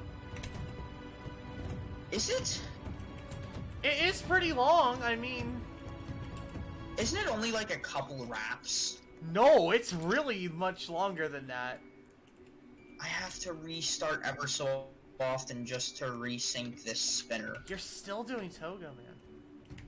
Yeah, because I pulled out VM at the end, and I've put it away now, like, with tools and oil, to be safe, but... Jesus Bro, the final jump at COBT is actually garbage. Christ. Bro, that final jump is so freaking hard. Oh, you can do that? Is that enough? Like, wait. Is this enough? Oh! I just found a consistent strat for the final jump of Bent Trauma. That's so nice! Let's go ahead and see if I can do the entire final stretch of Bent Trauma. I actually did that in practice before Ring 9 It's release, tricky. once it was like 100% confirmed. It is. It's nothing to laugh at. That final stretch is rough. This final stretch, I'm immediately having an issue with it being really clunky. Like, it feels Yeah, really clunky, and I'm failing a lot because of how jank it is. And that's not necessarily Psy's fault, but it's just like, ugh. It's like, I don't want to fail because I got caught onto something that wasn't my fault, or something dumb like that. Right, yeah. Bah! Okay, I'm not gonna lie, now that I'm actually in Ring 9, and actually being able to do some of these jumps in bench trauma that I originally thought were hot garbage, it's not nearly as bad as I was thinking it was. This transition especially is bad.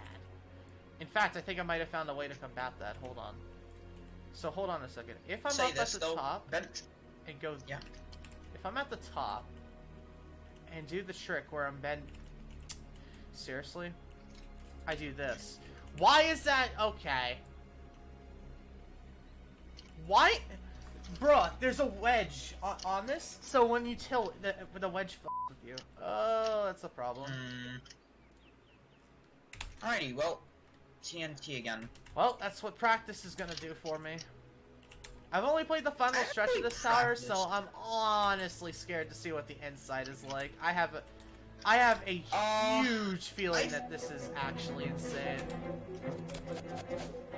Bruh! Yeah, the trust I didn't work. I wouldn't be surprised. Especially considering how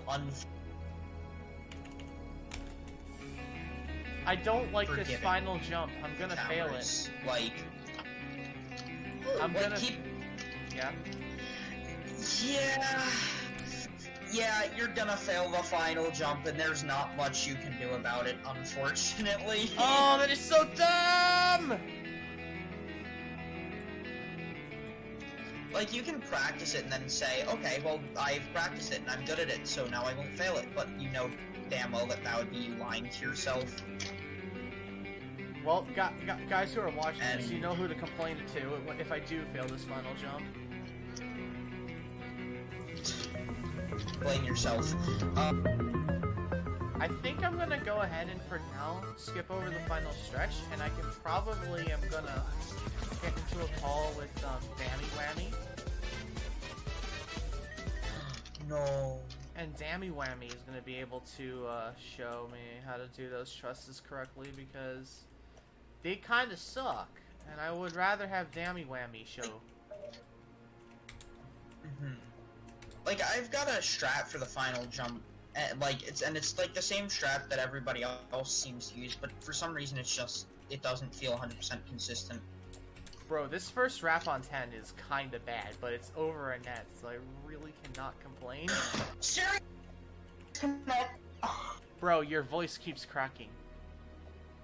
I disconnected. Bruh.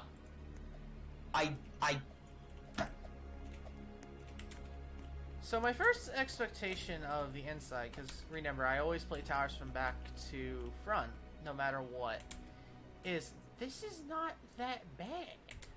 Like, I feel like once I get to 10, I'm going to be fairly confident that I made it to the final stretch. Which is nice, and it definitely seems like this tower is pretty short. So, I'm not gonna complain about that. The only hard jump on 10 is this one. And of course, if I fail that, I'm back down to like 8 or something. Ugh. One thing I'm immediately noticing, and this is something I was warned of very quickly, is this tower is not balanced. And typically I have a huge issue with that, but so far this is okay. Like, I'm not a fan of how it's unbalanced, but I mean, it's alright, I guess. What? Wait, this jump is failable? That is so funny that that jump is actually kind of hard. Wow. unlocking that view and getting here on a real run, that is going to be an emotion that I've never felt before. Jeez, that is hard to take in. So what, I don't know much about this tower other than it has a good soundtrack, because I use it in a couple of videos of mine, and the fact that apparently the client objects are difficulty spikes for this tower, which is interesting.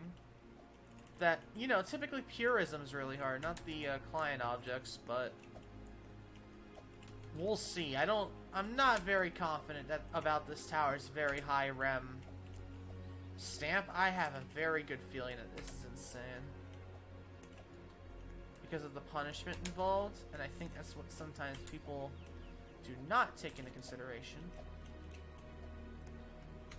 From the little bit I've played, it definitely seems like it is very consistent of a tower, though. Like, you can get consistent at it, which is good. So I'm hoping that this is one of those towers that you get to the ending and you're able to go ahead and do it pretty often. But I definitely already can tell that this tower is going to make me a way better player, because it has so many like jumps that I definitely need training with, which is good. I really am glad I decided on this tower first for Push to Terrifying in terms of actually being in Ring 9. What the hell is this jump, bro?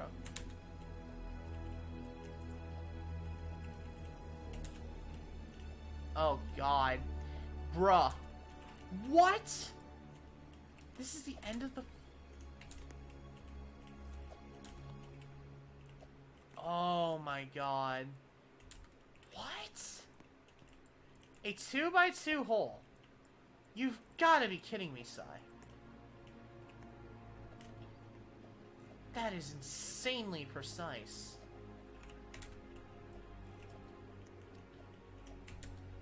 Jeez. That is not very, welcome, if you will. Also, because of what I've been told about this tower, I am really scared to see, client objects. This is the type of gameplay I want to get better at, so I am very welcome to playing this tower, but dear golly, this is gonna be a grind.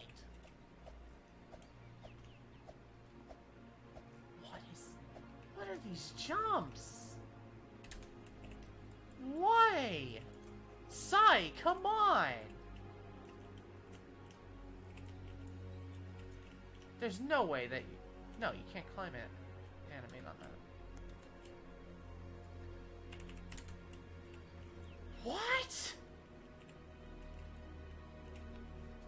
I have no idea how to do this jump.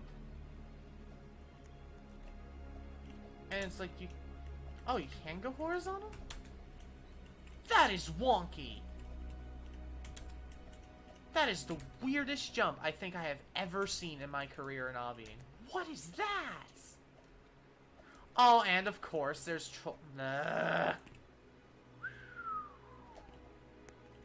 Yeah, I'm gonna be real with you. This tower is really gonna be interesting to do and like actually in a real run. This is hard. It is really hard. I am gonna be real with you. I feel like that this is probably SC. I guess the challenge is gonna be to do these floors individually right now. Like, I'm not gonna really care much about, like, getting runs, because I think it's so important that I actually, like, piece the puzzle together. Especially with how tricky this tower is. I think my goal for today is I'm gonna get this done. And that is really gonna be it for day one, because I need, I think Damn Jam is gonna have to help me here, because there is a lot of... Oh, there needs to be a lot of... I need to learn from him, because I believe he's beaten a tower. He's either beaten it or got... Yeah, he's beaten a tower, so... I think that, in terms of that regard, that will be very nice. And... well, I don't remember VMing, so I think we just made our goal for today. Okay, that's cool. Wow, okay, we made it to the final climb.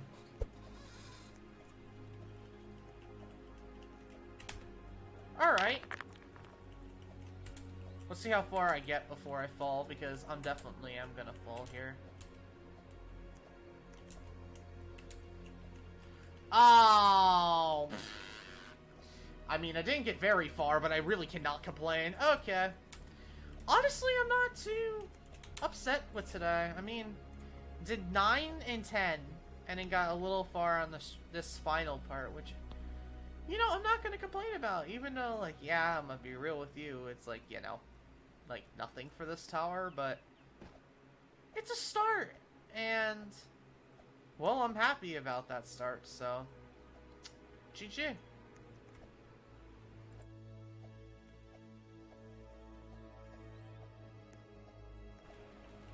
Alright, are you ready to torture me with bent trauma? Oh great, there's a ToIM raid already. Jesus Christ. Wait. Oh, is the lighting gonna go away after yes. this? Holy shit, that would be so cool. You okay? So cool, that is so cool. You okay, bro? Okay, so basically, what you want to do is just keep going like that, and then don't use the alignment keys. Go down like twice or something. Okay. And then go like.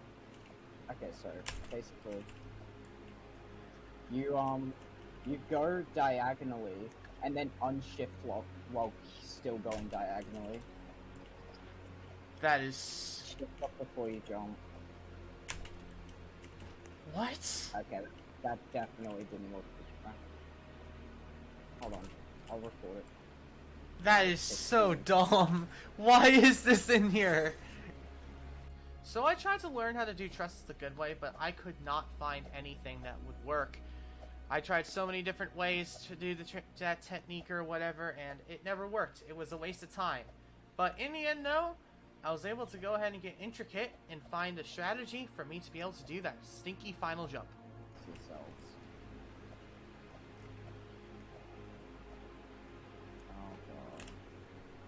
Oh god. I'm getting good with this final jump using the other technique. Ah, that's good. Wait, what's this? Just tilt to the left a little bit. Oh.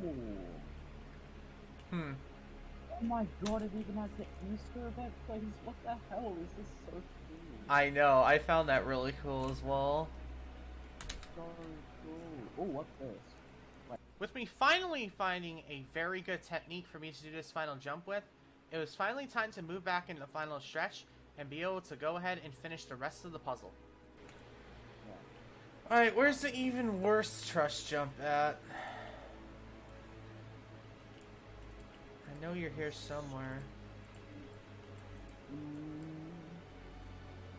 Sadly, cannot show you me practicing that really garbage trust transition that is a little bit before that final jump, because me and Chloe started talking on private matters. But, needless to say though, I was finally able to find a consistent technique for that garbage trust jump as well. So, I was then ready to go ahead and finally finish the rest of the puzzle and try to do the final stretch in one run. Surprisingly enough, I think my strategies fared well with me very quickly, as it only took me 4.5 minutes after starting my attempts to be able to complete the final stretch for the very first time. I was very happy with this down, and I was excited to go ahead and progress further down the tower to see what hell lies there. Come on.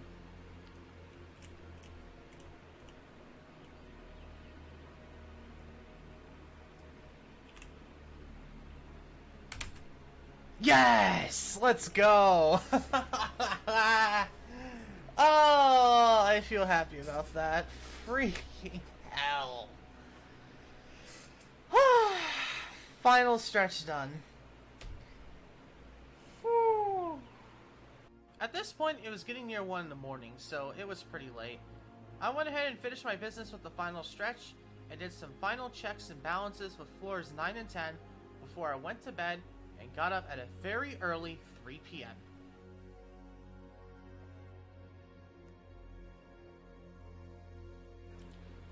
Alright, good morning. I barely slept. Let's go ahead and head into, Ben Trauma, because, yeah, we need to practice. So yesterday we had quite a bit of trouble with 8. Like, I feel like 9 and 10 we're pretty cool with, but 8 was a really different story yesterday, so I think we need to go ahead and, get practicing, because, yeah, if you fail that floor, you're done. It's one of those floors that is 100% unsafe, and I think every floor is unsafe until you make it toward the end. Which definitely makes me question where this tower actually is on the chart, but hey, we'll find out when I beat it. And piss off 50% of people no matter what I chose, because that's what's inevitably going to happen anyway. Okay, did I mysteriously gain skill or something? Because now that is not hard. 8 was really easy. Well, it's not really easy, but it was way easier than it was yesterday. Well, I guess let's go ahead and do some more runs and then go ahead and finish it up. I feel like 8 is so inconsistent, dude. Why? Oh, flat side everywhere.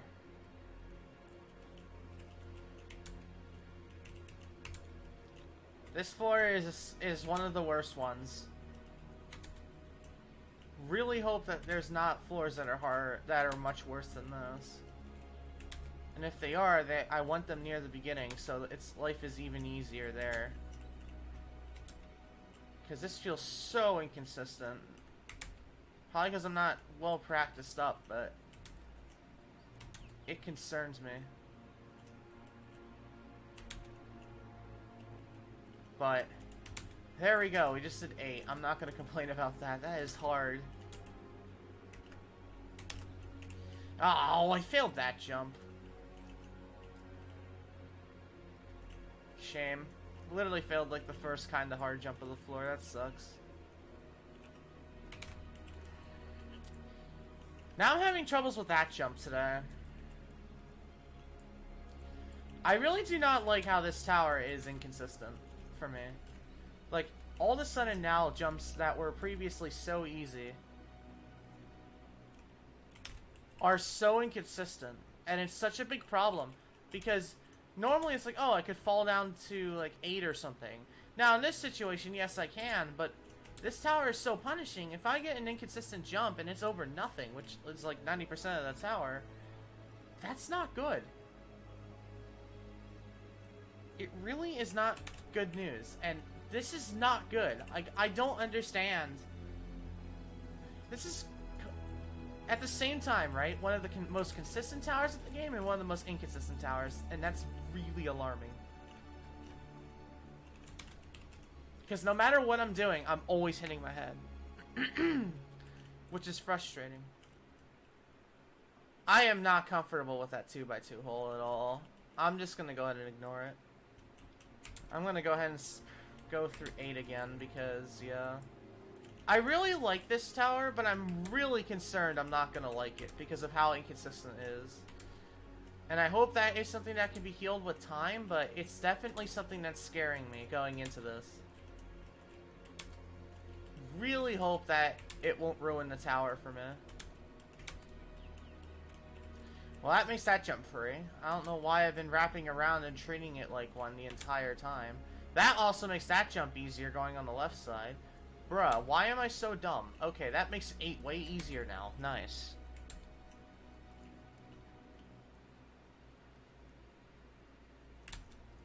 No!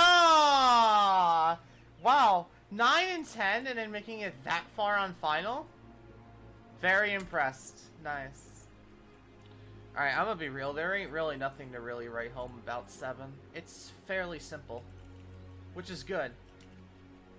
There's a bad apple here and there, but overall, I find this to be quite simple. So I don't think we're going to be on 7 for too long here. And we're going to be able to move on to 6 pretty quickly.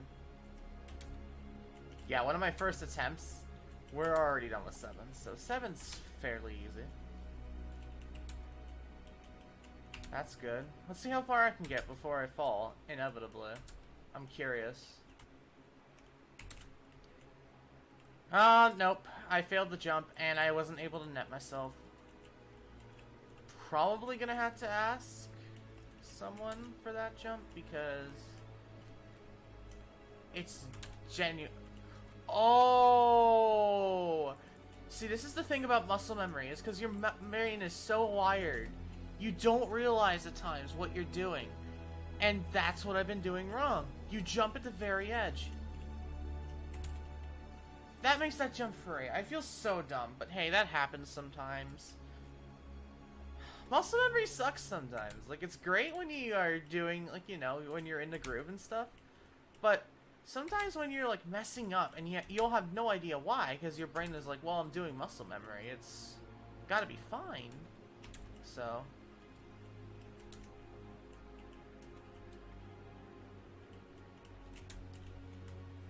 okay, that's funny.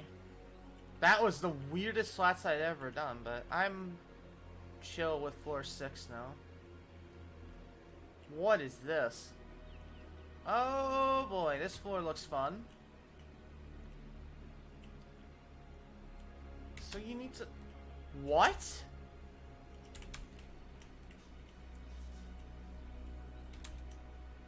That's a spicy beginning. Oh no. What? How in the world am I supposed to see that? What? Sigh!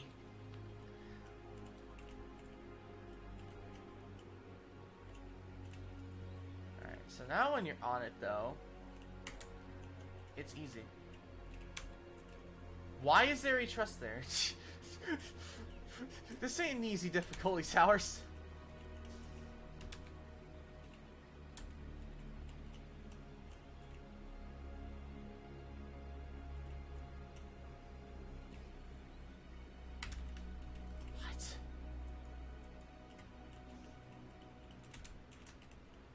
Oh, that's a catch net. That's clever. Okay.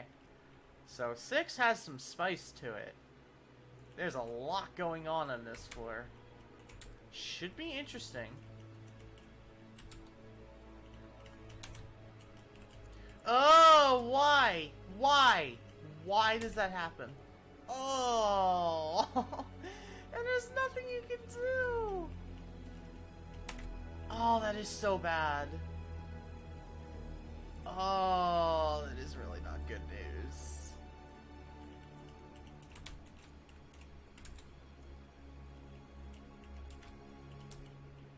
Okay, just at 6. Good.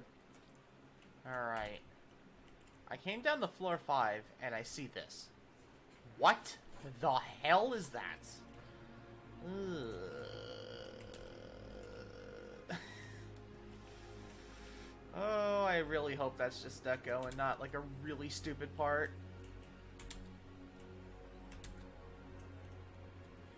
Oh no. At least this isn't... what do you do? This is trippy. Sai, what is this? Sai? Sai? What is this?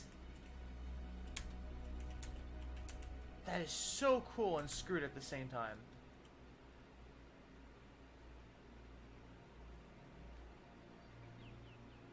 And that's 4, not 5. I'm an idiot. Okay.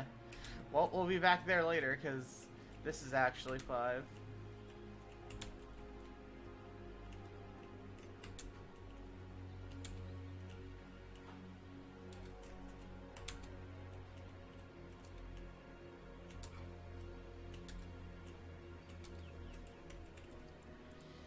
There's these 2 spots where you go into holes and they're 1 stud wide, and I am having so much trouble with them being really inconsistent. That's really the only issue I have with this floor, so this ain't that bad either. Yeah, of course you can't go that way. That'd be too easy. Why is it so easy to get pushed out? Because you only have a couple frames, I swear, to land that. That is so annoying.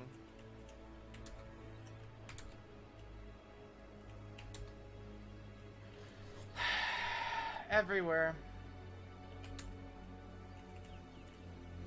It's not hard, you idiots. Why? It is so easy.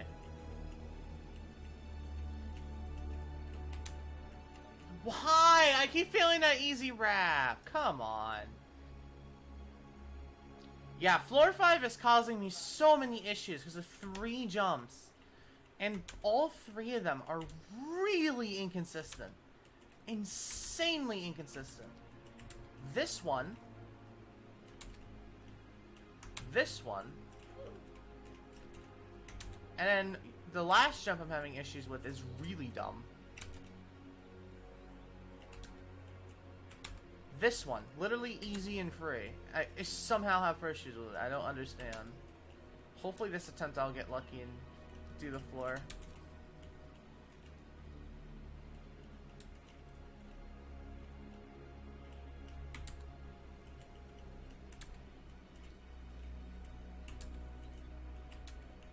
No! I legit failed the— oh, that is so dumb.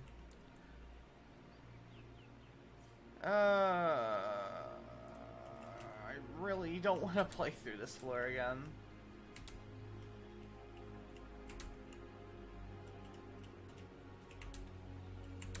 Yay!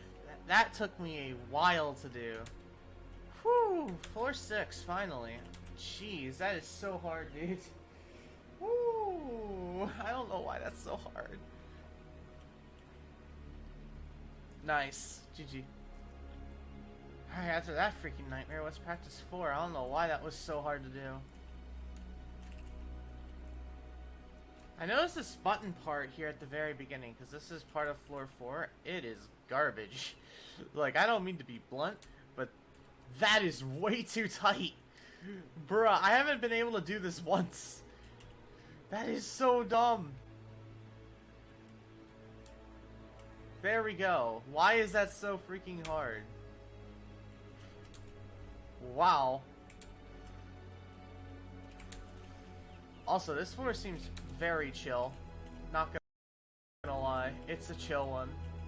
This floor uses a lot of wedges, which is not good because wedges have weird hitboxes that can push you off.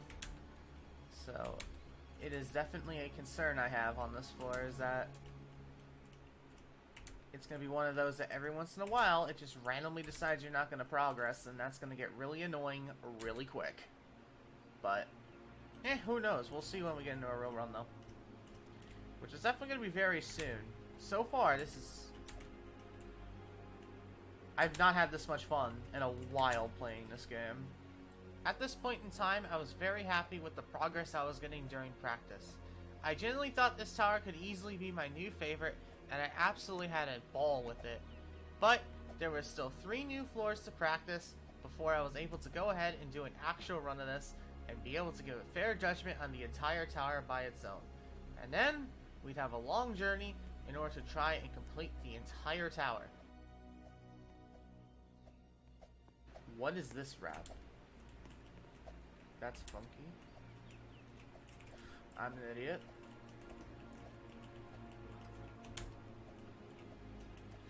Okay, that's actually kind of cool that you can kind of get lucky.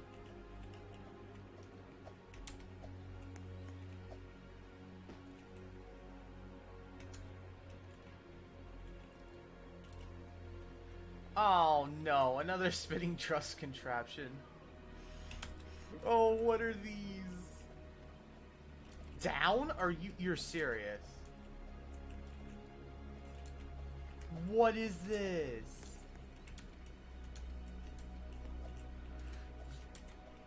What?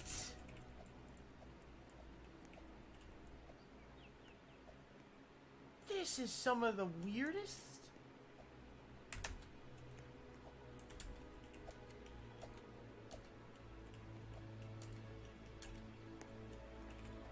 I don't know how to feel about this. Other than, fortunately, it's only on floor 3. It could have been worse. I have yet to be able to do this once. This is the weirdest contraption I have ever seen.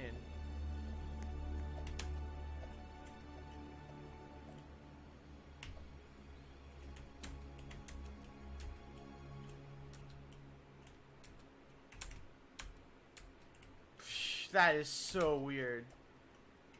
Wow. Very creative idea. I love it, but God, that is really worrying.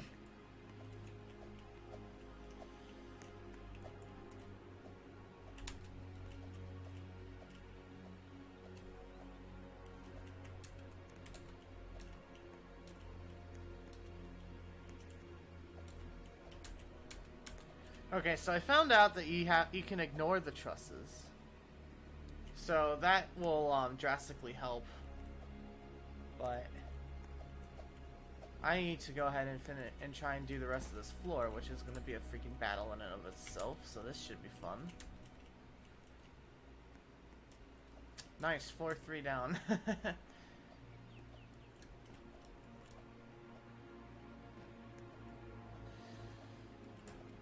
That's the timer is not nearly as bad as I thought it was as well. It's not that bad anymore, but feeling pretty chill about this. Really good tower so far. Good stuff. Let's get to 2 now. Alright, I'm not the most intelligent person. There's a little button part that you do at the beginning of floor 2. And, well, let's just say I wasn't very intelligent. I didn't realize that the part changed when you press the button. So I spent a good couple minutes very confused on what to do on the second floor there. And absolutely suffered, so yeah, that was a little bit funny, but floor 2 overall was not that big of a pain, and I was already sensing that I was ready to go ahead and do some actual runs on this massive monstrosity. Alright, I'm good at that now, but still, it is definitely not my favorite part of the tower. We're already on floor 1! Wow, practice has flown by on this tower really quick. Floor 1's really simple as well. Okay. Let's go ahead and see what the end of 2 is like, and then I think we are ready to actually do some runs on this already, which is really impressive. Oh, wow. This tower is so good. I am really excited to get into playing this. Probably going to be a little frustrating, but I think overall I'm going to have a blast. But let's take one last view here. Alright. After around, probably in total, around 2.5 hours of effort, it was finally time to move on from practice and to actually get this grind going. I was so excited, but I knew that I needed to live stream it on Saturday. So I had to be very conservative with the little bit of time I had on this tower, so I'd be able to live stream it and potentially get some very good runs going. So, for the next 2 days, I had to be very conservative with when I grinded the tower and for how long, to make sure I didn't accidentally fluke it or something, so that I could still live stream it. Let's get this show on the road. Really excited to play this. Oh, so excited to grind this tower. It's gonna be freaking blast, I think. Let's go. I am still not used to being able to enter Ring 9. That is something I'm not used to. Alright, let's go. Tower of Bent Trauma by Psychotic Mute. Should be a fun one. We'll see. Really excited to give this tower an actual go. Oh, is Ring 9's quick reset still broken? Oh, that's gonna be so annoying.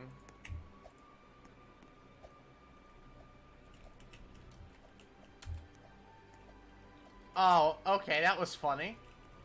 That was a really dumb way to fail. Okay. Alrighty then.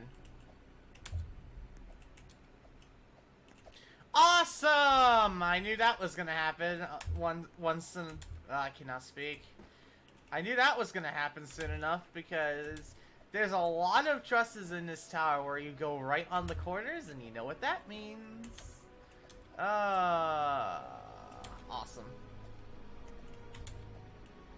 I'm pro. I am such a pro. I can't even do the first jump at 2. Let's go.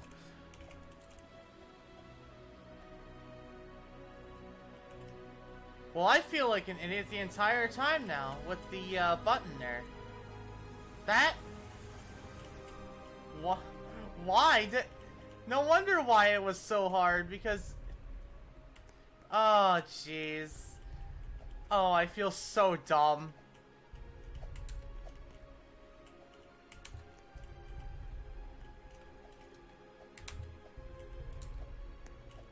Bruh, I landed on it and then my mind was like, hey, what? And then I fell. Oh, how am I gonna land on this, though? Nope. Nice, alright. No need to reset anymore because I got the button. Oh! Breh. Very funny. Very funny. Wait, what? Okay, if I can get that muscle memory down, that would be really helpful. Didn't know that was possible. Something tells me you need to get pretty lucky for that, though. So, we'll see.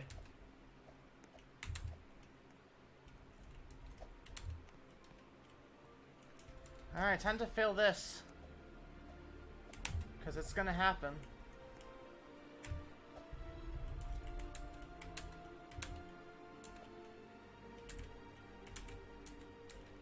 Wow, I actually passed that first try. You're serious. Oh. I saved myself. Okay, okay. Ah, really? I didn't get the ladder. Okay. I mean, I passed the truss carousel or whatever you want to call it, but...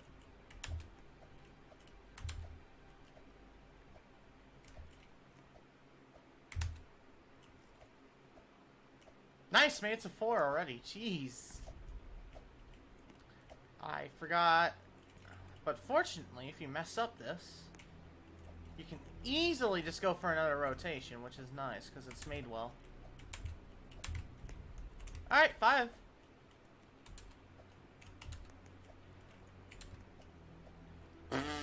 That was even worse than the first time I fell.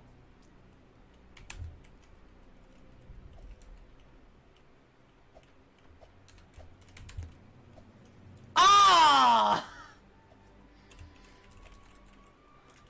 Ah! Really good run right there. GG. Very happy with that progress. Nice. Almost made it past the first half already. That's insane. Oh, this tower is so good. I love it so much. Creepy remarks aside, I was really enjoying myself on this tower, and I was having an absolute ball with it. But with my quick progress to 5, I decided I needed to stop and take a little bit of a break before I came back for later. I knew that it wouldn't take very long before I got what I was considered to do a very considerable run, and was going to have to go ahead and wait, and go ahead and wait until I was able to wake up Saturday to be able to go ahead and be able to progress even further. Hi. Okay. So I made it to floor 5 of Ventrum already. But see why he didn't get in.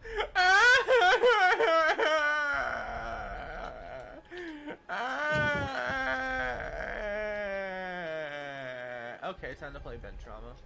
Yeah. Let's see if I can make it to 6. Because, you know. What? Okay. Okay, I reset my run in Ventrama, and then my character does the dagfish. The Awesome. dagfish? What the hell am I on about? I can't even get to 2. Have you beaten Ventrama? I have not beaten Bent Trauma because I've just been like focusing on the SCs and COL mostly. Well, you I've can... already. Bent Trauma's gonna get moved to insane, I'm just saying. Yeah, it might. I think it's going to. For me, Okay, I feel like we're- it's like mid-rem, but I know in the back of my mind, like, it's insane, if that makes sense. Like with no clip, people did understand. Oh yeah, this does feel very peak REM, but you also get that memory of when you're playing it legit, where you think it's insane. I think it's insane, even though it feels like a mid-rem to me. Like So- if you get what okay. I mean, it puts it to good use. Okay, so I already know you know this joke, but my viewers don't. So basically, I was joking to my friends that hold on. Uh-oh. I don't like that sinister laugh. I think I just made alert fall forward again. No, no, no. Licking these nuts.